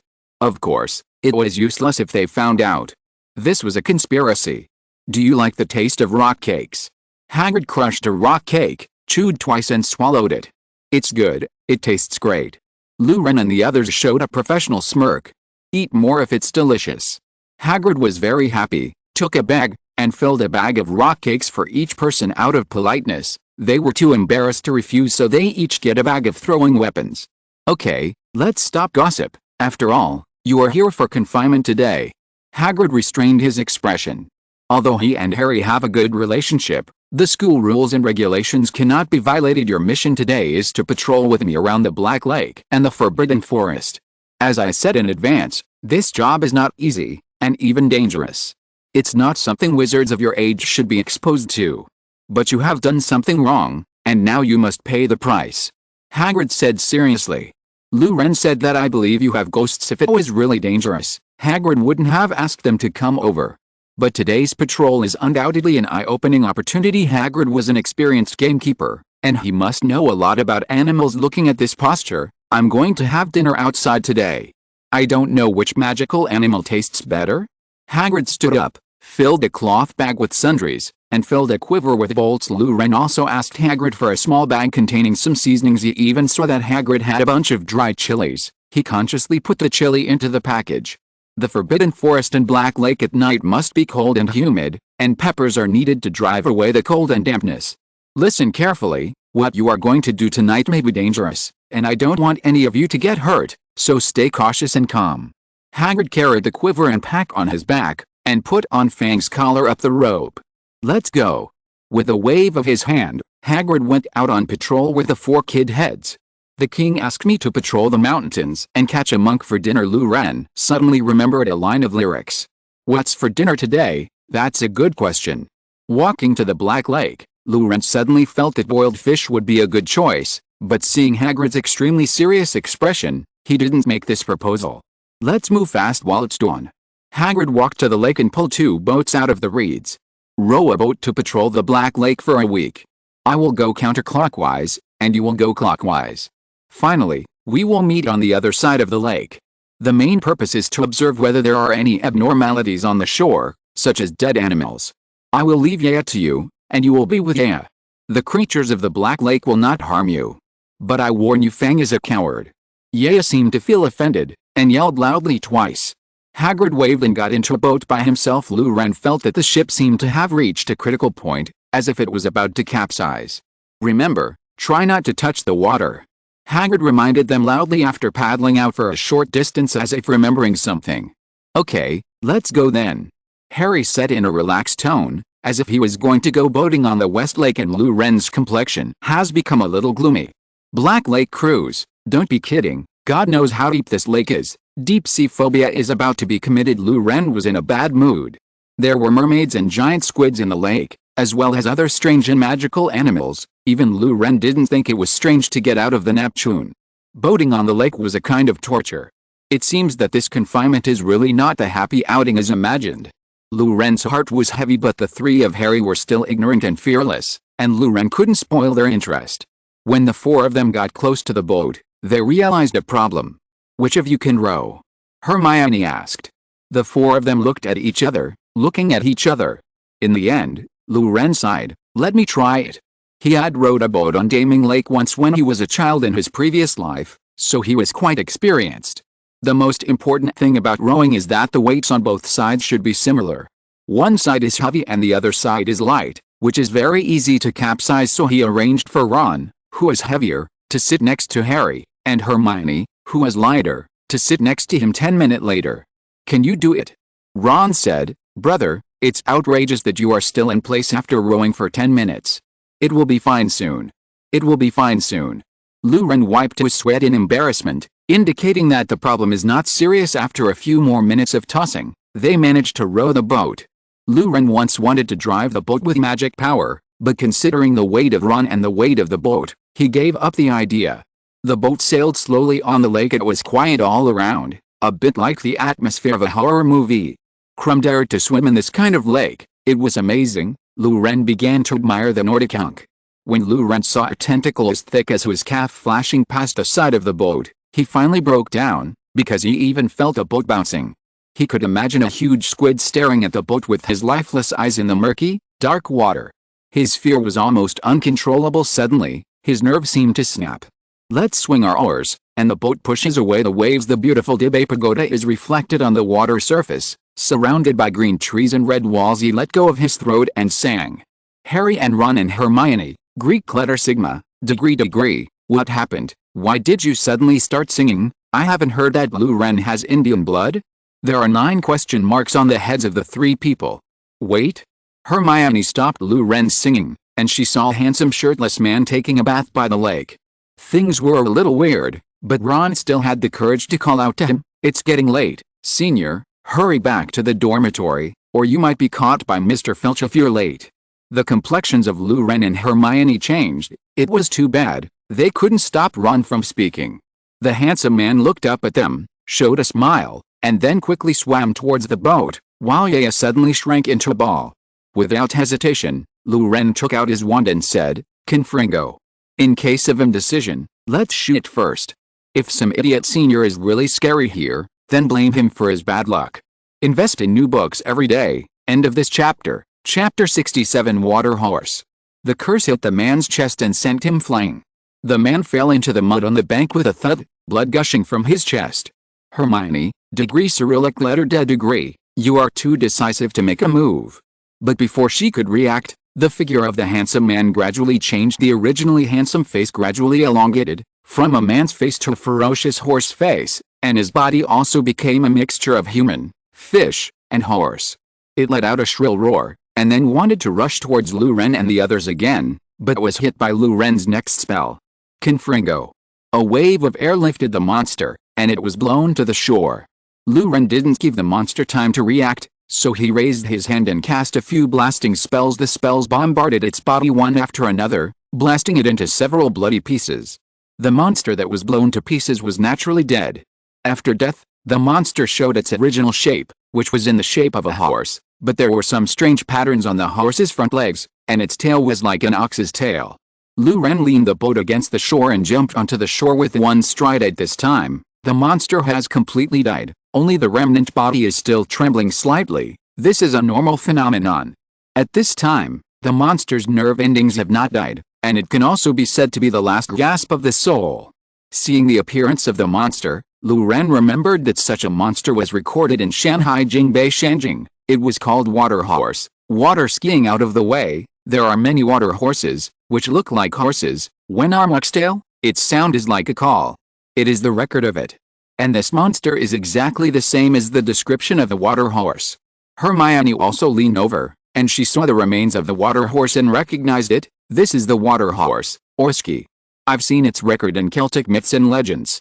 The water horse will take advantage of the victims. The attacker inadvertently took her into the water, then tore the victim's body apart and devoured the entire body except for the liver. Water horses are ridden like ordinary horses in the dry inland, but as long as the water horse sees water or smells water, it means the end of the rider's life. Yes, this kind of animal was also recorded in the Shanghai Jing in my hometown, but there is no such detailed record.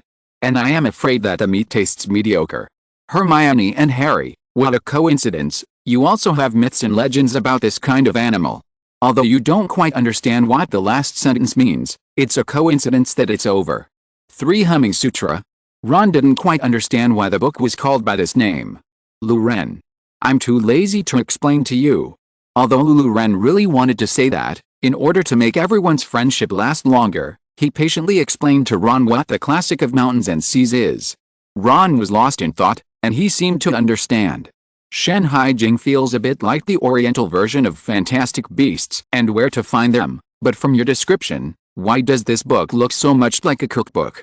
Lu Ren? Question mark? You said it yourself. You mentioned a large number of animals and what is the effect of eating them. I think this is actually quite like a recipe. Lu Ren. Seems right. Some are hard to refute.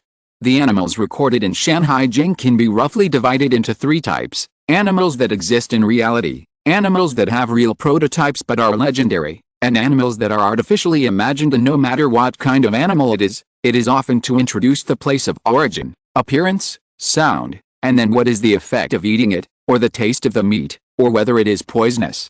As for the lack of explanation at all, I am afraid that the taste is mediocre, just like people will not find a way to describe the taste of rice. Of course, it may be that the author wants to eat alone.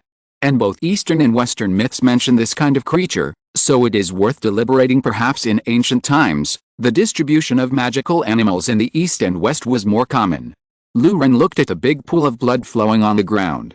Having watched many wilderness survival programs, he knew that this place was no longer safe. This water horse doesn't look like a creature at the top of the food chain, and its blood may attract other powerful monsters. Theoretically, Lu Ren should run away immediately, but he felt a little pity when he saw the meat of the water horse, which was full of regular patterns like a salmon. The meat looked really good. So he decided to take a gamble, and with a wave of his wand, he cut a large piece of flesh from the water horse's belly, and then returned to the boat. Fortunately, the next patrol did not cause any trouble. When the sun was about to set, Lu Ren and the others arrived at the agreed meeting place. Hagrid was already there waiting. To say more, the Black Lake is quite big. Lu Ren and the others went to Hagrid's hut in the afternoon. They started patrolling by boat before 4 o'clock, and the patrol was completed before the sun went down. It seems to be very fast, but the sunset time in Scotland in September is 8 p.m. They rowed for more than 3 hours. Lu Ren was exhausted like a dog, and Harry and the others were behind rowing. "Welcome back. How is the adventure going?" Hagrid asked with a feigned briskness after seeing Lu Ren and the others come back, heaving a sigh of relief. "If you don't come back, I will have to go to the lake to find you." He was actually more worried than Lu Ren and the others themselves. He has a deep understanding of the Black Lake, and he knows that there are dangers everywhere. Of course, it's quite safe if you don't go into the water, but there is no way. The rules are the rules, and confinement is punitive. Professor McGonagall found him and asked him to confine Lu Ren and the others, so he can't release the water. Hagrid, who was worried, rowed the boat out of the speed of the yacht, which made him end his patrol early. At this time, Professor McGonagall was working in her office. When she raised her head and looked at the setting sun outside, she thought that there were 3 students in her college who were in confinement. "It's not a big problem. Hagrid will definitely release the water." Professor McGonagall comforted himself in his heart, believing that Hagrid could also understand his hint. "Professor McGonagall, the plan works. I just finished lighting the fire. We'll have dinner before we go patrolling the Forbidden Forest." As he spoke, Hagrid poked a small fire beside him with a small log to make it more powerful. Lu Ren and the others naturally agreed. Everyone went to collect some dead leaves and lightly covered the fire. Hagrid also took out some dry firewood from the package and added them. The fire went up. Hagrid took out a big black fish from the boat, and Lu Ren also went to fetch the meat of the water horse. "Oh, you also harvested prey? Let me see, it seems to be the meat of the water horse." Hagrid glanced curiously and identified the source of the meat. "This meat is very delicious when eaten raw, and it tastes good when roasted." Hagrid directly took out a small knife, cut a small piece of meat and put it in his mouth to chew. Lu Ren also cut a little bit and tasted it. The meat was not like horse meat, but more like salmon. It didn't have the earthy smell of freshwater fish, but it had a faint sweet fragrance. Now he regrets that he only took such a small piece of meat back. Lu Ren, Cyrillic letter deck. Thank you for your recommendation tickets, chapters and collections. Special thanks to Zaya Allen, who is short-sighted, for the reward and the monthly ticket of the Fat Player, The Heart That Lost His Heart, Zimogayan, and book friend 202011112237502245. Push a book. Hogwarts. I became a big brother to Hermione, the heir of the Black family, plus Hogwarts plus fate equals. There is a system, there are dungeons, and a single heroine. If you are interested, go and have a look. It seems that I don't have any of these three things. W. End of this chapter. Chapter 68 Hagrid plus confinement plus Black Lake equals Hogwarts on the tip of your tongue? Nourish, nourish. The sound of the collision of meat and oil is one of the most pleasing sounds in the world. Hagrid found a slate, cleaned it, and then moved 2 stones, put the slate on top of the stone, and a slate grill was ready. When the slate was hot and reddened, Hagrid took out a small brush, brushed some oil on the slate, spread the sliced water horse meat on the slate, and heard the wonderful sound. When the water horse meat became slightly charred, Hagrid would sprinkle a few grains of coarse salt on the meat and turn it over. When the meat is fried, he will take out a crossbow arrow to pick up the meat and pass it to the 4 cubs who are waiting to be fed. It's so hot. Ron's face turned red and his mouth was drooling, but he still swallowed the water and horse meat into his stomach. Delicious. Luren couldn't help sighing. How come there is no record of such delicious meat in the Book of Mountains and Seas? Could it be that the author wants to eat alone? That piece of meat weighed less than 5 caddies, and was quickly divided up. Hagrid picked up the black fish again. That black fish was nearly 1 meter long and probably weighed 10 caddies. It is said to be black fish, but its scientific name is snakehead. It is a very ferocious carnivorous fish and generally lives in shallow water with lush aquatic plants. Black fish meat is delicious and nutritious, and it is definitely the best when used to make boiled fish. Luren remembered that in the grilled fish shop downstairs in his previous life, catfish cost 18 a caddy, and blackfish cost 28. Catfish has an indescribable smell, and I always feel that the meat seems to be smelly, but the fish is obviously killed, which is very strange. Blackfish, on the other hand, has no strange taste. The meat is tender, and it is delicious. It's a pity that there is no pot. Luren sighed. If you have a pot, you can directly stew a pot of spicy boiled fish. Of course, generally speaking, the boiled fish in the Central Plains is made of tilapia. However, there is no harm in using blackfish. On the contrary, it tastes better. Why not? Hagrid grinned. He took off the leather case of the quiver, and then emptied the crossbow bolts. The remaining shell was just like a deep cauldron. He took the quiver to the lake to wash it, and then set it up like a pot. How is it? Satisfied? Hagrid put his hands on his hips after he finished his work, and proudly said to Luren, as a hunting ground guard, you have to patrol the Forbidden Forest frequently, and you don't have much cooking utensils. Only later did you find out that the quiver can be used as a stew pot. When I eat a meal outside, I always cook some hot dishes like this. Luren was overjoyed. Although this pot is a bit strange, it is a pot after all. He hurriedly asked Hagrid to help him open up the fish. Of course Hagrid did it, just like the steps taught in Wengang's video. This step was left to the enthusiastic stall owner. He decided to leave this step to the eager gamekeeper. After all, the black fish still looked very energetic. Luren felt that a flick of its tail could make him faint. Then what to do? Holding the packed fish, Luren fell into deep thought by the lake. Although he has always wanted to eat boiled fish, but boiled fish really needs too much seasoning, and he has almost nothing on hand. He only has a little salt, oil, pepper and chili and a few heads of garlic. Boiled fish requires soybean sprouts, pepper, dried chili, ginger, pepper, chili, sugar, vinegar, starch, garlic, ginger, green onion, cooking wine, pixin bean paste, egg white and shallots. This is still a simplified version. Where can I go for the whole pixin bean paste? The whole of the UK doesn't know if it's sold. It's the 20s. Without these seasonings, boiled fish can still be called boiled fish. It may really be water cooking fish. He looked around the lake, and suddenly his eyes lit up. That plant, wouldn't it be? Lihao? That's right. The green stems and pointed leaves are exactly the same as the ones I saw before. It's Artemisia Lee. Luren saw several clumps of wild Artemisia annua. This thing is a specialty of Poyong Lake, a wild herb that grows by the lake, but I didn't expect to find it on the edge of the Black Lake in Hogwarts. This thing is a good thing. There is a local saying, the grass in Poyong Lake is the treasure in the bowl of Nanchang people. This plant is produced in both spring and autumn. February is when it is most fresh and crispy. Now it is September. Although it is not the best season, it is not bad. Luren quickly picked up a few handfuls, then picked off the leaves, removed the old stems at the roots, washed them in the lake water, and finally picked them into pieces about 1.5 inches long. After this, he minced the garlic cloves and chopped the peppers. Blackfish was also deboned by him and sliced into thin slices. Fortunately, it was blackfish with few spines.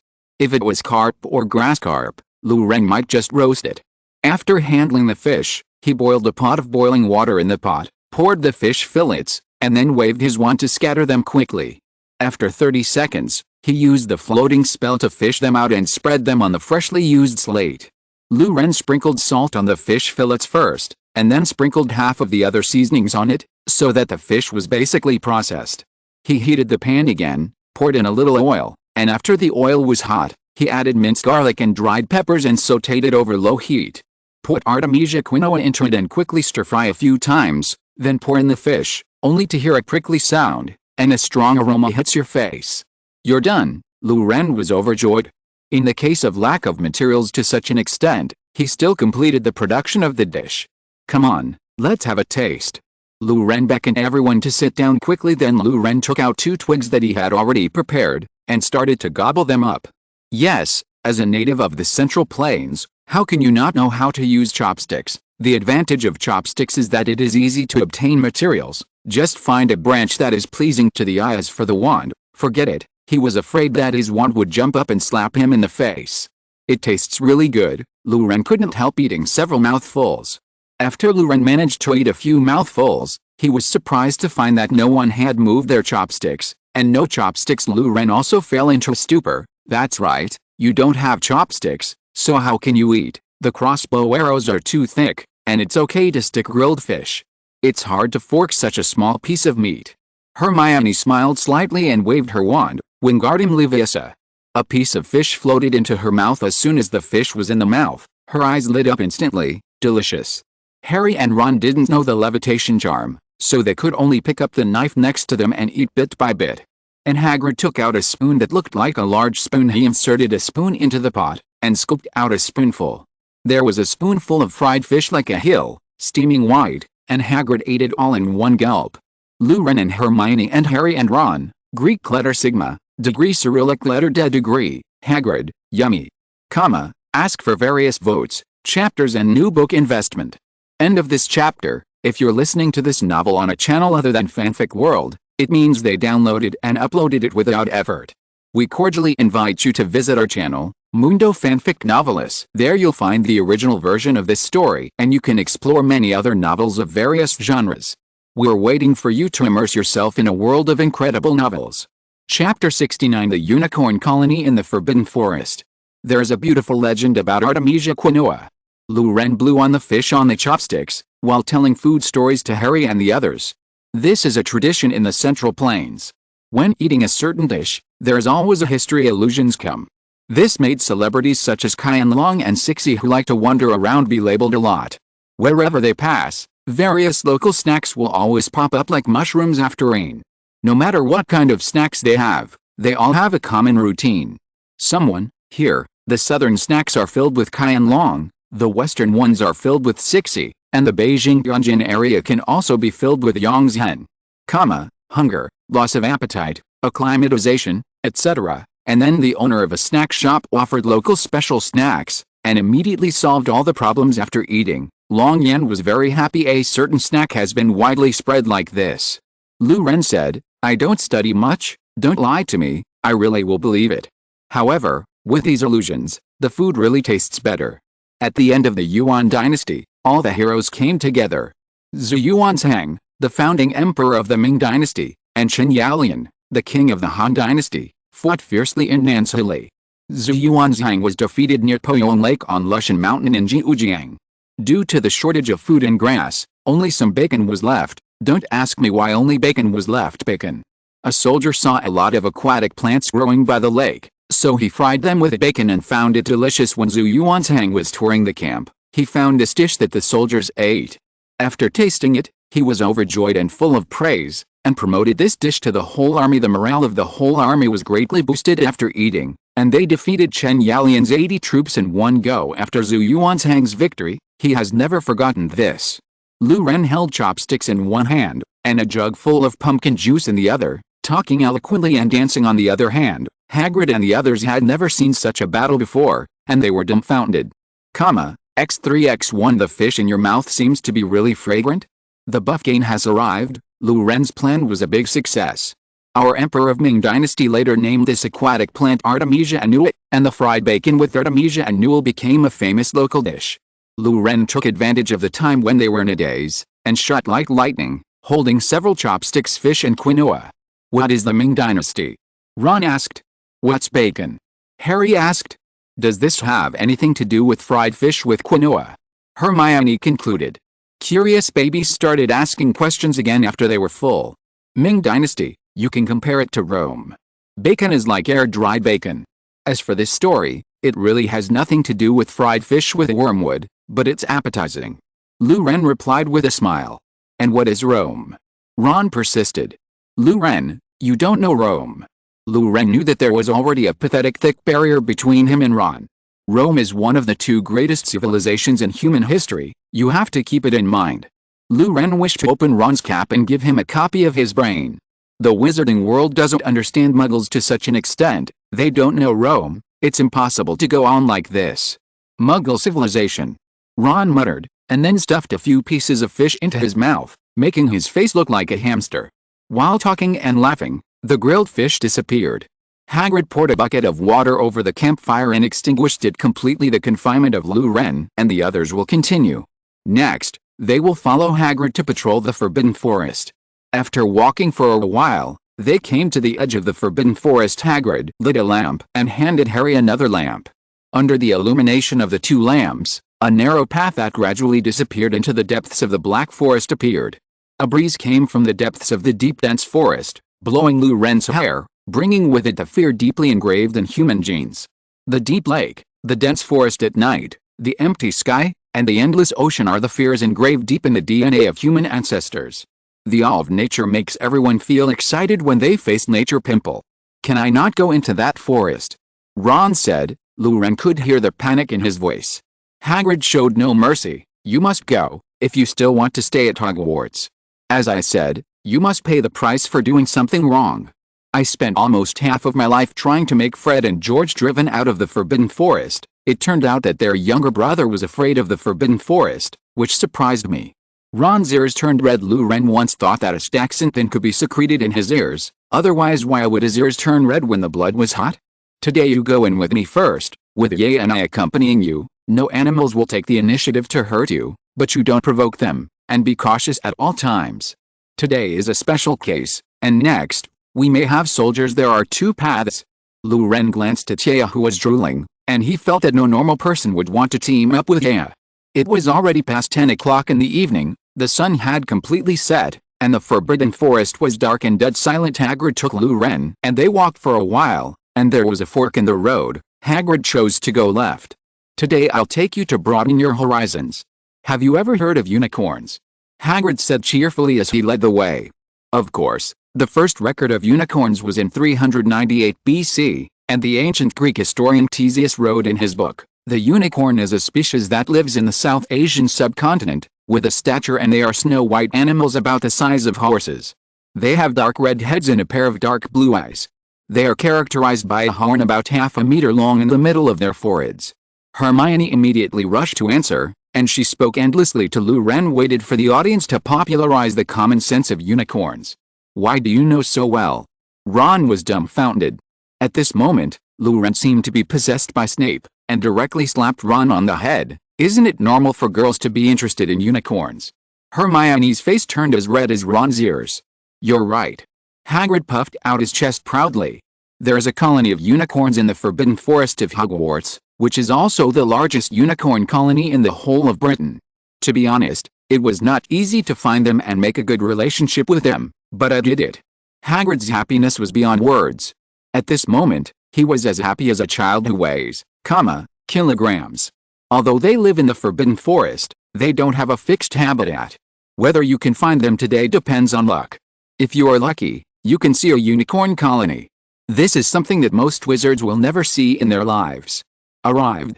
Thank you Lucine for the reward. Thank you Fat Players, Hearts That Lost Their Hearts. Zimogian Monthly Pass. Thank you for your new book investment, recommendation tickets, collections and chapters. I love you. Cyrillic letter deck. End of this chapter. Chapter 70 Unicorn. By the way, you'd better keep your voices down now. Unfamiliar voices and breaths will make them uneasy, and you must be careful. Although unicorns seem docile, they are actually very ferocious. There were wizards in ancient times who trapped unicorns and put them in enclosures to wrestle lions, and it turned out that its horn could easily go through a lion's heart, a little lion like you, who could kill 4 at once. Hagrid issued a warning to Luren and the others. Then they fell into silence, and the 5 of them trudged hard on the inaccessible path with 1 foot deep and 1 foot shallow. Only the moonlight among the branches and the lights in the hands of Hagrid and Harry illuminated them. After walking for an unknown amount of time, Hagrid stopped Luren and the others. Look. He gently pushed aside a bunch of branches, and a small open space was exposed to Luren's eyes. 6 or 7 unicorns were standing there quietly resting as described in myths and legends. The unicorn is the embodiment of beauty and a perfect existence.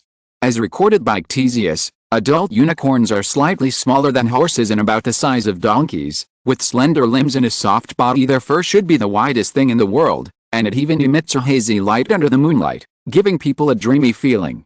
It even makes people feel that if you can touch it, even at the cost of death, even panda cubs are not as attractive as unicorns. Hagrid walked out of the woods lightly, and the whole herd of unicorns was startled, but seeing that it was Hagrid, they returned to normal.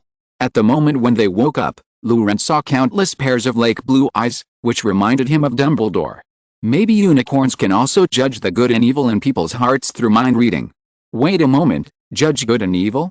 Luren's brain opened again. In ancient Chinese myths and legends, there are 5 animals that can be associated with unicorns. They are Zizi, Pixiu, Xianlu, Luduin and Lushu. Xianlu has the lowest level of compulsion, that is, a deer with 1 horn. It has little to do with unicorns except that it has only 1 horn on its head. Lushu is a kind of unicorn. It is immune to fire, and it is also the most unicorn-like animal in the Central Plains. Luduin is similar to Kulin. It is said that it can travel, miles a day and speak 4 languages. It is like an airplane with a translation function. Pixiu is a yellow and black beast in charge of good luck. According to records, Pixiu may be a short-haired beast like a tiger. Zizi is a unicorn that can distinguish right from wrong. This unicorn is a bit like a combination of Zizi and Luduan. Luren was thinking as he followed Hagrid slowly approaching the herd of unicorns. When he got closer, Luren could see the unicorns' horns clearly. Their horns were white at the bottom, black in the middle, and bright red like blood at the top, with complicated patterns. Luren was sure that when such horns pierced into the body, a large mass of flesh and blood could be brought out. Those patterns were like the barbs of arrows and the bloodletting grooves of daggers. Like a mandala, beautiful and deadly. After getting closer, Luren and the others couldn't help but be amazed. Such creatures seem to be treasures left behind in the fairyland. Their beauty makes people feel unreal and illusory. It was a few little yellow dumplings that pulled them back to reality. 3 small yellow dumplings stumbled and appeared in everyone's field of vision. When they saw Luren and his party, they ran towards them without any precautions. Luren could tell that these dumplings were unicorn cubs. Their hairs are all pure gold, and they look like a small ball of moving gold when they run over. They are obviously born not long ago, and the horns on the top of their heads still look like small bamboo shoots. Hagrid said in the slightest voice, "Unicorns are very friendly to humans, so don't betray their trust in you. In general, as long as you are not malicious, they are still very willing to interact with you, especially unworldly unicorn cubs. By the way, Hermione, you have the advantage too. Unicorns are the embodiment of purity, and they tend to be attracted to girls." The little unicorns, full of curiosity and desire to explore, had already rushed into the crowd, directly breaking up Luren's formation and causing great harm to the 4 of them. They were about to be cut to death. At this time, the beastmaster of the unicorn herd slowly came over. It blinked, first rubbed Hagrid's arm, and then walked up to Hermione, looking at Hermione with its big blue eyes. Hermione's heart was full, and she held the hem of the wizard's robe with both hands, and saluted it. The unicorn snorted, lowered its head slightly, and put its horn next to Hermione. "Luren and Harry and Ron, we are not envious at all. We don't know where the lemons on the ground came from." "Great, this is a good start. It seems that it has a good impression on you." Hagrid's voice also had a sour feeling. He had to feed hundreds of caddies of carrots and pumpkins to get this favorability. Hermione finished it with her face. "What a face-seeing animal." Sour to sour, the necessary reminder is still to be said. "You can stroke it now. It's best to stroke along its fur, and don't touch its horns." Hagrid's words were half a beat slow, and Hermione had already put her hand on the unicorn's horn, but the scene of the unicorn's fury didn't happen. Instead, it looked calm and enjoying. "Hagrid, Don't even think about getting a single carrot from me in the future. At this time, Luren and the others had already carried the unicorn cub into their arms. Soft, fluffy, and warm, just like a plush toy. Luren gently stroked the back of his unicorn, smoothed its messy mane, and flicked off the dirt on the little Jiajia. Luren buried his nose into the little unicorn's belly, and what he smelled was the faint fragrance of Sephora japonica. I want to raise one. Luren sighed from the bottom of his heart. At this moment, Fat Tiger, who was resting in the cat bag, suddenly gave a jolt. It stood up vigilantly, and twitched its nose around a few times, but there was no feedback. It got down suspiciously, showing a confused expression. Time flies. Luren and the others can't live with a unicorn forever, although they really want to. Urged by Hagrid, they reluctantly got up and said goodbye to the unicorn. Seeing the gradually disappearing unicorn colony, everyone showed obvious reluctance. Let's see them again on our next patrol. Hermione begged Hagrid. Okay, next time. Hagrid said next time. Luren narrowed his eyes, and he thought of something. Hagrid, unicorns are extremely precious animals, right? If you find any suspicious people in the Forbidden Forest recently, please let me know. I am very grateful. He touched the necklace that Grindelwald gave, and there was a gleam in his eyes. Grindelwald gave me something. Let me try it with you first, my dear Professor Quirrell. End of this chapter. Chapter 71. I miss you, Peeves. There was nothing wrong with the rest of the journey. With Hagrid's help, Luren and the others successfully completed the patrol, ending their first Hogwarts career, but certainly not the last confinement. But even when all went well, it was close to midnight by the time they finished. Although Hogwarts has always severely punished students who go out for a walk without sleeping at night, students who are locked up in confinement can be punished to work until the early morning. As Hagrid emphasized, this is punishment for doing something wrong. They dragged their exhausted bodies back to Hogwarts Castle. It was already late at night, and Hogwarts Castle, which was originally brightly lit and completely ignorant of energy conservation and emission reduction, had fallen into darkness. Only a few dim small oil lamps were still lighting. The four wandered around in the dark castle. Luren once thought they were lost. Suddenly they heard the rattle of a door handle, and with a creaking sound, a door to their left was opened, and something rushed out from behind it. With a dim light, Ron at the front recognized that this mass was Peeves. When you gaze into the abyss gazes into you. Abyss laughed. Woohoo. Look what I found. Nasty first-year kid. Still a Gryffindor kid who stays up in the middle of the night and wanders around the campus. We have valid reasons. Hermione tried to explain. I won't listen. Peeves rolled in the air. Sigil Luren released the sun spell, making the whole corridor as if it were daytime. Amidst the shouting and cursing of the surrounding portraits, Peeves could clearly see the faces of the four people. Miss Emmy. Luren recalled Moriarty's tone in Sherlock's previous life, and said this sentence. These words kept echoing in Peeves' ears, accompanied by fear that went deep into the bone marrow. The night when school started was still firmly imprinted in Peeves' mind. The curse falling like raindrops, the crazy explosion like waves, the falling wall dust and the pain of being torn apart. That night, Peeves was almost wiped from the world, and if he hadn't become a part of Hogwarts Castle and acquired an immortal body, he might have been wiped out. Even if he is immortal, it took 3 days of cultivation before he fully recovered. During those 3 days, Mr. Filch seemed to be on vacation. Peeves shuddered. He shouted at the top of his voice, Filch. Filch. The students don't sleep. It's in the corridor on the first floor. It was the first time that Peeves wanted to see Filch so urgently. Erky's billions of little help. He flew away, his shrill screams echoing in the hallway. Don't panic, we were punished for confinement to stay until now, we have legitimate reasons. Ron quickly comforted his companions. But Luren and Hermione turned their attention to Harry. Harry. He really has no valid reason, he was not sentenced to confinement, he went with his friends. Hermione's mouth was big enough to swallow an egg. She missed that too. You'll be fired. Hermione was already in a panic. No. Luren remained calm at this time. As usual, you won't be fired. That's good. Harry breathed a sigh of relief. You will only be fined confinement and deducted 50 points from Gryffindor. Luren continued the previous words. Harry, WWTF. Harry felt himself out of breath. His heart was empty, and his stomach seemed to be lumped together. You're joking. He struggled to squeeze these words out between his teeth. He hoped that this was just a prank by Luren. This is already the lightest punishment. Luren ruthlessly shattered his illusion. In the original book, when Harry and his party were caught by Professor McGonagall, each of them deducted, points. Professor McGonagall is a fairly fair person. She will not favor the students of her college like Snape. Actually, it's okay. It's only been a week since the start of school, and the points of the whole college haven't exceeded, points. Luren comforted Harry slightly. To him, the grades from the academy were meaningless, since Dumbledore would add them back at the end of the semester anyway. Of course, it may be a bit difficult to deduct so many points all at once, but this is only the beginning of the semester, and even if it is cleared, it is not a big problem. Harry can definitely earn points with an excellent Quidditch performance return. He was also very curious, what would happen if the points deducted in the Academy Cup were negative? But seeing Hermione and Harry's expressions about to cry, he decided not to provoke them anymore. It's okay, it's just a matter of a few weeks. After a while, the students will forget about it completely. Fred and George have been deducted points since they entered school, but it doesn't prevent them from being accepted by everyone. I like it. Ron hurried out to comfort Harry. Have they been deducted more than 50 points at once? Ron, all this.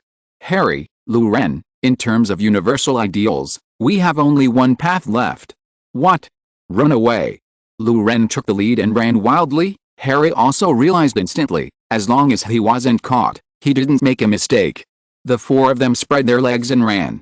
When Peeves heard the voice behind him, he ran faster and yelled harder, and the four people in the back could only run away harder after hearing the voice behind him. A positive feedback loop is formed. In fact, we can't blame Luren and Peeves for running the same route. In fact, this direction is the direction to go back to the Gryffindor Lounge. If you run to other places, if you get lost, things will be complicated, and it may even be possible. Caught by Snape, who likes to wander around at night. They quickly passed through the corridor on the first floor and came to the main entrance on the first floor, which was where they met Professor McGonagall when they first arrived at Hogwarts. On the side of the hall near the main entrance are the scoring hourglasses of the four colleges. Right in front of it is a luxurious marble staircase leading to the upper floor. Behind the stairs is Filch's office and bedroom. The problem is very serious. At this time, Filch had fallen asleep in recent days. Peeves has disappeared strangely. Filch has spent a lot of effort to find him, but he has never been seen. Finally, Filch was sure Peeves was expelled from the campus by him. This is a major change that has never been seen in the ages. Filch is sure that as the only administrator in history who expelled Peeves, his name will be engraved in the history of Hogwarts. This made him so excited that he didn't have time to catch students who violated the school rules. He has been writing a report all day today, and he will report this matter to Professor Dumbledore. At this time, he had already dreamed that Dumbledore was commending him in front of the teachers and students of the school. Everyone looked at him with admiration, and Dumbledore smiled at him. He opened his mouth and said, Filch. Filch. Students don't sleep. Thank you for your rewards, chapters, recommendation tickets, collections, and investment in new books. Thanks for the support. These are very important for the new book. End of this chapter. Chapter 72 Gan. Students don't sleep. Peeves' voice came from Dumbledore's mouth. Filch suddenly woke up from his dream. Mrs. Norris jumped off his bed and meowed at him. He also clawed at the door with his claws. Peeves. Filch felt a rush of blood rushing straight to his brain. Everything is gone. Praise, honor and rewards are gone. The report written by myself has also become a piece of waste paper. Filch felt outraged. He hurriedly dressed and rushed out of the house. At this time, Luren and the others also ran to the lobby. Ron slipped and threw Harry in front of him, and the two of them rolled into a ball and hit Slytherin's scoring hourglass together. The hourglass fell to the ground and shattered, and the emeralds inside flew everywhere. Yes. The loud sound of the hourglass falling to the ground seemed to be heard throughout the school. Ron, I'm cracked. Harry, I'm cracked too. Now they can really consider which school to study after being caught. Luren is already considering the possibility of transferring to the Japanese Institute of Magic, or going to the United States to take a break from school for a few years and become a detective or something like that. Anyway, he can solve the case by magic, a real psionic detective. Regardless of the severe pain and exhaustion in their bodies, they ran up the stairs repeatedly. Now the tendency for them to continue running is entirely their survival instinct. At this moment, Luren saw that Peeves was still yelling, and thought that Filch's office was here, so he couldn't help feeling angry, so he took out his wand and gave him a shot. A boosted dose of Thunderbolt. Peeves was directly blown away, and then disappeared with a whoosh. Filch's office door also slammed open. Lou Ren didn't dare to stay, so he hurriedly ran away along the stairs. When Filch opened the door, he saw emeralds scattered all over the place, an hourglass broken into pieces and a cracked ceiling. He felt as if his heart had been pinched. He shook his head, tried his best to stay calm, and identified the source of the sound around him. He recognized that it was the sound of human footsteps. There are really students wandering around at night. Filch just wanted to roar to the sky, and he hurried upstairs. He vowed to hang those students by their wrists and hang them from the ceiling for at least 3 days. Filch remembered the chains he kept in his office. They were important gifts from his seniors, and he often oils them too. He sensed that these chains were about to come in handy. These bastards had better escape for a while, so that you would have no good fruit to eat. Lou Ren and the others galloped all the way, and Filch pursued closely. The sound of Filch's footsteps seemed to be right behind them, which made them explode with even more astonishing speed and endurance. Soon they ran from the first floor to the 4th floor. The stairs to the upper floor have been turned away. When Ron was about to turn right, he was grabbed by Lou Ren. They had no impression, but Lou Ren was extremely impressed. The corridor on the right side of the 4th floor was a dead end, and there was only a hungry, drooling dog inside. 3-headed dog. Lou Ren didn't want to deal with it, so they galloped to the left. After veering off the main road, they quickly lost their way. They could only stall for time, listening to Filch's footsteps approaching behind him. Fortunately, the terrain was complicated, and he was also searching for it a little bit, and there was still a while before they were found. Honey, smell, they must be hiding somewhere. Here they are. Filch paused and waited a little while before his Mrs. Norris came after him, and he was looking at it. Talk, and gave it a task that only a dog would accept. I will definitely tie their hands and feet and hang them in the office like bacon. He suddenly raised his voice and shouted. Mrs. Norris twitched her nose, indicating that their scents were everywhere around her, and she needed time to find out where they were. The group of 4 at this time is like a mouse cornered by a cat. They have fallen into despair. Ron and Harry gasped for breath, tiredly leaning against the wall, and Hermione was already crying, but neither of them dared to make a sound. Lou Ren, on the other hand, was considering whether to knock Filch out as soon as they met, which seemed quite practical. But there is an old saying that there is no way out of the sky. The castle of Hogwarts is not a castle in the conventional sense. It is a castle full of traces of magic. Since Ravenclaw cast a mischievous permanent magic on the stairs, generations of young wizards have left their traces in the castle. The most outstanding wizards at that time were often the ones who could leave their marks. Because of the magic resistance of the castle itself, it was extremely difficult for ordinary spells to leave traces on the castle. The vast majority are hoaxes, but there are some astonishingly talented individuals who leave permanent magic that is a work of art. For example, what Lou Ren and the others encountered now. The road ahead seemed to be a dead end. But the problem is that the layout here is very strange, as if a normal corridor was suddenly cut off, and a wall appeared very abruptly. Lou Ren didn't give up. His desire to survive made him grope around the wall. He suddenly found that there was a graffiti of a trash can in the lower left corner of the wall. Brick walls, trash cans, could it be? Lou Ren thought of the wall connecting the leaky cauldron to Diagon Alley. He quickly took out his wand, count up to 3 bricks, and then count down to 2 bricks. He tapped his wand on the brick 3 times. The stone bricks shook, and many horizontal and vertical stripes suddenly appeared on them, and gradually a chessboard appeared in front of Lou Ren. A line of words appeared in front of his eyes, the one with 5 suns and a row winds. Gan, who designed backgammon here? Lou Ren didn't dare to waste time, so he quickly pulled Ron over and explained to him the rules of backgammon. Ron was overjoyed when he heard that there was still a way out, and hurriedly started playing chess.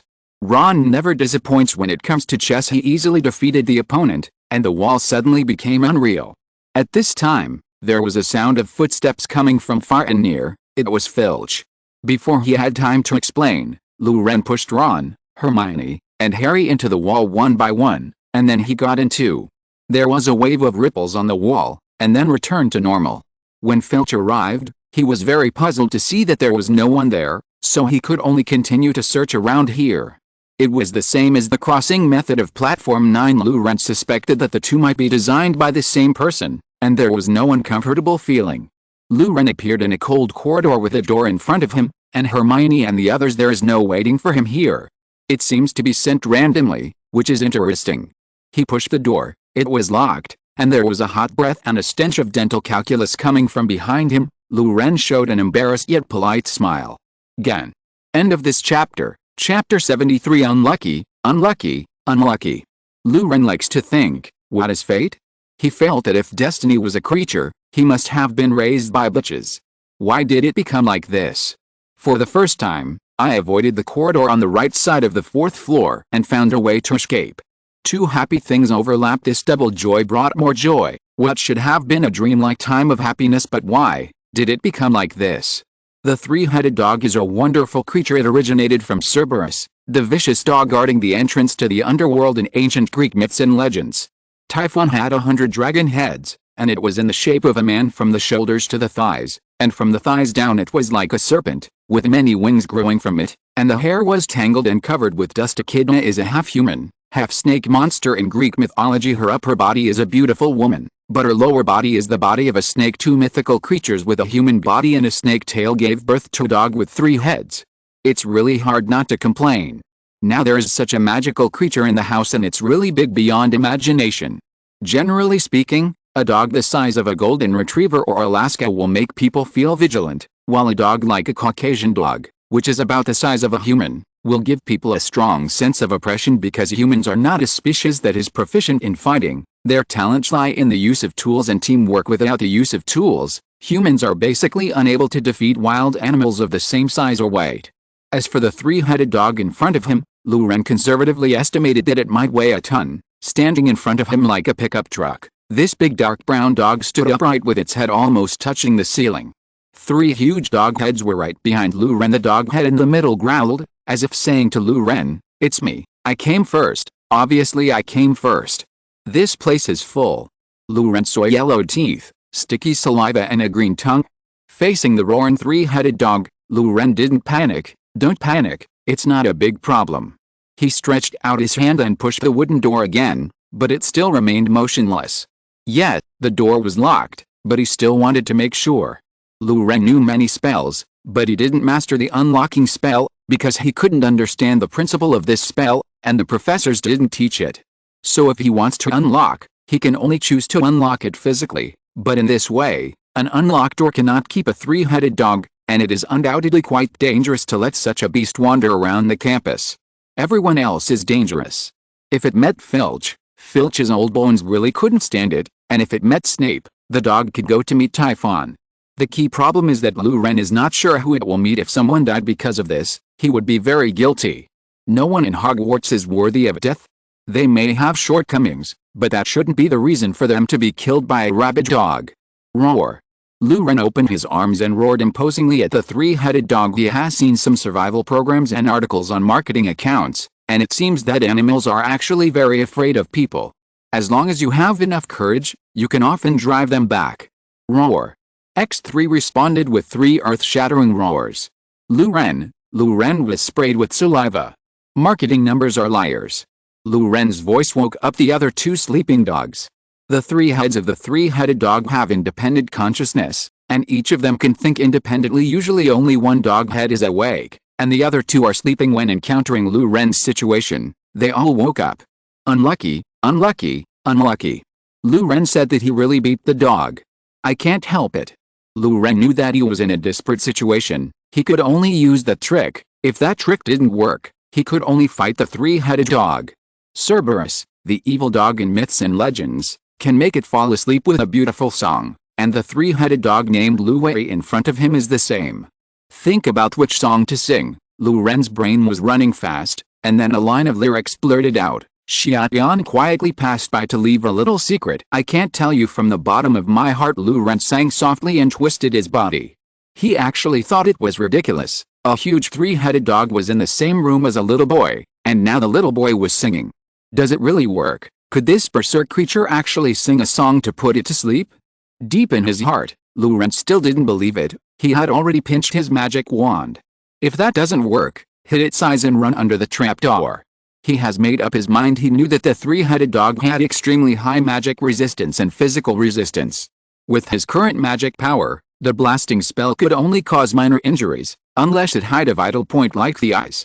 Even Snape, who was so powerful and invented such powerful offensive spells as Shen Feng Wu Ying, left a terrible scar on his leg when facing Lu Wei. Lu Ren asked himself, he is definitely not Snape's opponent, so he must have the consciousness of dying here. Sure enough, the sweet singing and pink memories couldn't calm down the big dog. Harry and the others used Hagrid's flute, which is a breeder's tool with special effects. Just like Oleg the gardener, ordinary slippers cannot disperse ions like magic slippers. Professor Quirrell used the harp, and he probably found a special tune for the three-headed dog. At this time, the three-headed dog gradually woke up, and it judged that the little guy in front of him didn't seem to be aggressive at all, so instead of rushing to do it, they started talking. Wow. Yeah. It's supper. Woof. This kind of snack doesn't seem to be edible. Hagrid will be unhappy. Woo. Eh? Wow. Woof. Woof. What does he mean? Woof. Hagrid said that trespassers will be killed. And what is he singing? It sounds so annoying. I don't want to sleep at all. AWW. Okay.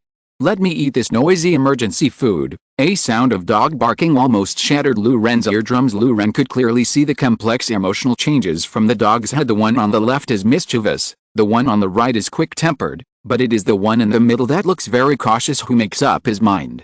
Looking at their expressions, Lu Ren knew that they had probably reached an agreement. Ow. Bad luck. Bad luck. Bad luck. Ask for tickets, collect and invest at the beginning of the month. Oh. End of this chapter. Chapter 74. The Mirror of Erased. Running out of time. Lu Ren had already drawn out his wand, but before he chanted this spell, he caught a glimpse of a faint moonlight, which made him change his plan in an instant. Sigil. A small sun rose slowly, and the sacred objects in the dark would be dazzled if they were suddenly exposed to this strong light. Even the three-headed dog was no exception. Can you do whatever you want with 6 eyes? Does not. Three-headed dogs also obey the laws of physics. Lu Wei's 6 eyes were all dazzled. On the other hand, Lu Ren quickly cast a blasting spell on the spot of moonlight, and immediately heard the sound of glass shattering. That's great. Lu Ren was ecstatic. You're right. There really is a window. Lu Ren immediately ran towards the window. When Lu Wei heard footsteps, he subconsciously slapped the sound source. Lu Ren cast a repelling spell on its paw, and the force was mutual. When the repelling spell flicked Lu Wei away, he was also pushed away. This was in Lu Ren's calculations. The explosion just now must have shattered the window, that place. As long as I get to that place, I can escape. Lu Ren's little abacus crackled. And he was indeed thrown directly out of the window. When he flew out of the window, he couldn't help laughing loudly. You are fooled, stupid dog. This is my escape route. You are still inferior to me in terms of wits. Lu Ren flew out of the window, and then hit the ground under the force of gravity. But this was also in Lu Ren's calculations. Wingardium Leviosa. A wonderful floating spell made Lu Ren slowly fall to the ground like a feather. Success. Lu Ren escaped. Lu Ren felt lucky for the rest of his life after the catastrophe. Fortunately, he found a window at the last moment, otherwise it would have been a cold one. God knows if the trapdoor is locked now, and even if it is not locked, it is still unknown when the professors will come next. This semester has just started. Who knows when Professor Sprout will come here to arrange own agency.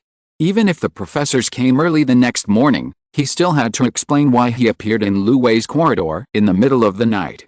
So flying out of the window is the most reliable operation. Standing on the lawn, Lu Ren was full of emotions. He thought that he was going to become dog food, but he survived. He sneaked into the castle quietly, walking in the shadow of the castle. He was sure that Filch was still wandering unwillingly. If caught by him, the end would only be a little better than being eaten by Lu Wei. But many times, people's experience is the reflection of an old saying, blessings come without pairs, and misfortunes never come singly. Lu Ren encountered another small problem. He got lost. Maybe they missed a secret door, maybe they took the wrong stairs, but the end result is the same. Lu Ren got lost again. I seem to have seen this set of armor. Lu Ren stood in front of a tall set of armor, lost in thought. Suddenly there was a rustling whisper coming with the wind. Professor Snape, Pevs, student. Slytherin, scoring hourglass. It's Snape and Filch, they are around here. The blood on Lu Ren's face was fading little by little, and he felt that something was wrong. To make matters worse, the sound was approaching. I'll definitely catch them. Very well. He found a door to his left and pushed it open gently. Thankfully, the door to this room did not creak.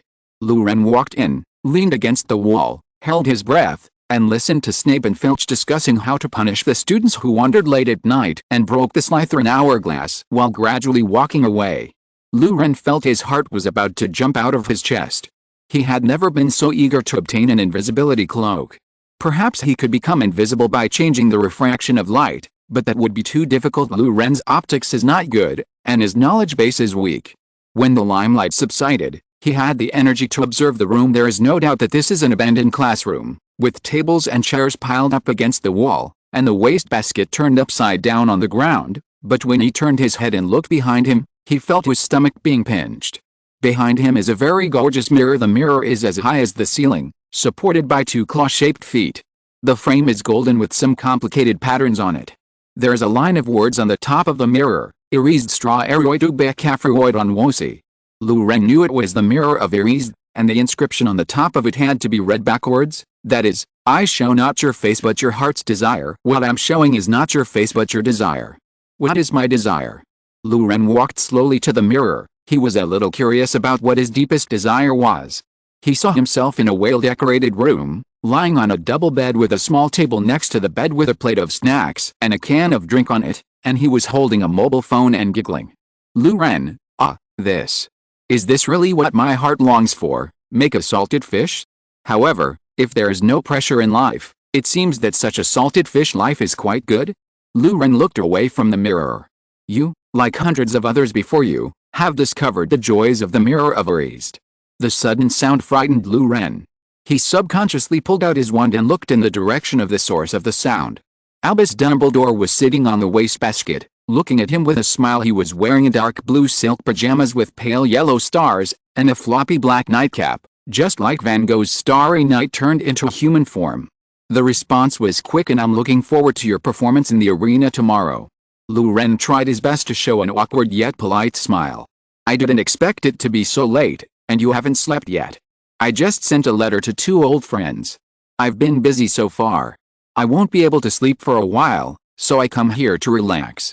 He stood up from the wastebasket and walked to Luren's side. How long have you been sitting here? Long time. Why didn't I see you when I came in? It's the disillusionment curse. I don't need an invisibility cloak to be invisible.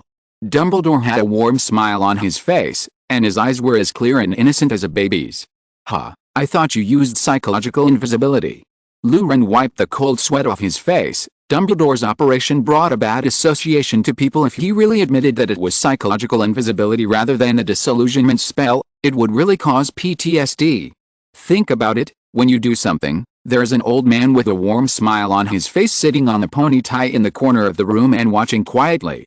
I didn't expect you to have heard of this interesting term. Dumbledore's next words made Luren's hair stand on end. Cyrillic lettered X, need all kinds of tickets and talk. End of this chapter. Chapter 75 The Sage's Stone. Luren? ? After defeating Grindelwald, I have been traveling all over the world, and I have seen countless strange people and strange things. Dumbledore comforted Luren, and began to babble about his young story. I have a wide range of friends, from Rubik's Cube in Japan to Alvermorny in the United States, from Boxbuttons in France to Moon Mountain in Africa, I have visited and exchanged. By chance, I met a wizard who mastered apparition, and his understanding of apparition puts me to shame. Generally speaking, one apparition can be called a master if it can cross continents, but he is different. His apparition can go to any corner of the earth. I traveled with him and experienced many things. Psychological invisibility is also heard from him, but this magic is too advanced, and I only know a little bit. If you want to learn, I can teach you. Using the psychological blind spot, hiding in the dark, putting oneself in the dead corner of consciousness, so as to achieve the stealth-like effect that is clearly in front of you, but the other party can't see it at all. It's really tempting. Luren felt this stealth method is really strong. But of course it also has a great weakness, that is, it will still interact with the surroundings after being invisible, but it just eliminates the sense of existence and is in a blind spot of attention. Once that interaction becomes stronger, it will inevitably be exposed. So if you learn the disillusionment charm, you can almost have the same effect. If it doesn't work, you can borrow Harry's invisibility cloak. The mirror of Irisd allows us to see our deepest desires. Luren looked at Dumbledore. Professor, what did you see when you looked in the mirror? Dumbledore blinked. I saw myself holding a pair of thick woolen socks. Luren looked into Dumbledore's eyes. And this time he selectively picked out a little of his memory. Dumbledore's face froze. This little guy is so ignorant. Why didn't I find him so annoying before? I do see myself holding woolen socks now. Dumbledore coughed twice, affirming what he saw. There are never enough socks. I always get books at Christmas. No one ever sends me socks, Luren said. Well, I believe what you said, just don't let me find the same wool socks in Grindelwald's bedroom in the future. It's getting late. I have to go back to the lounge to sleep. This year's Christmas may be a little different. Luren said goodbye directly, and let Dumbledore give him some private space when he recalled the past. He took one last look at the Mirror of Eries before leaving. Hey, I also know that there is still a Philosopher's Stone hidden in this mirror, and only those who want to find it but don't want to use it can take the Philosopher's Stone out of the mirror. I still want to get the Sorcerer's Stone. Luren froze suddenly, because he saw himself in the mirror groping under the pillow for a while, and then took out a bright red stone, and threw the stone at himself without even bothering to look at it. Something completely incomprehensible happened. The Philosopher's Stone passed through the mirror, hit Luren's face, and landed on the ground with a thud. Dumbledore. Luren. Professor, listen to my explanation. I didn't mean it. I didn't know that this would happen. Dumbledore pinched his forehead. He felt dizzy for a while, but he quickly regained his senses.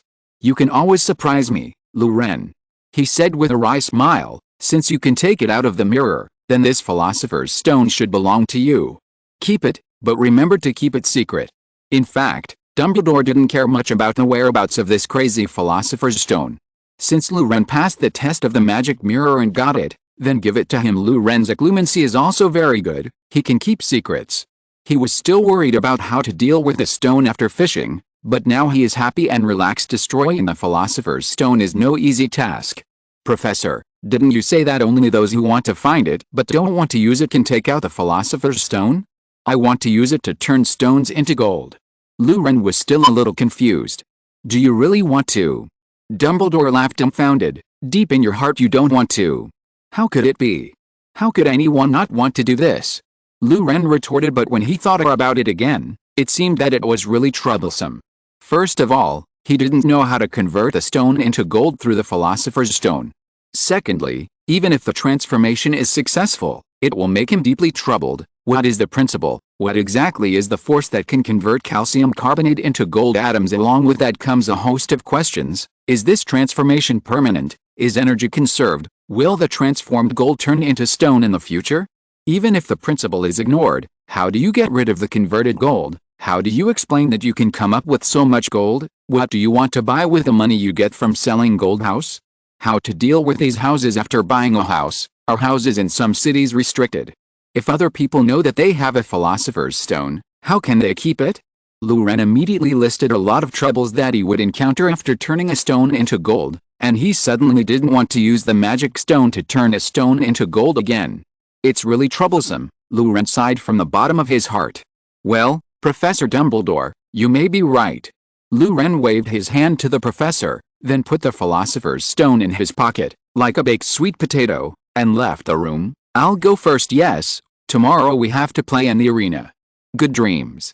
Dumbledore smiled. Then he sat in front of the mirror and fell into deep thought, or in a daze. At this time, the classroom door suddenly opened again. Luren poked his head in, and then showed a very awkward but polite smile. Professor, could you please take me to the Gryffindor lounge? I seem to have lost my way.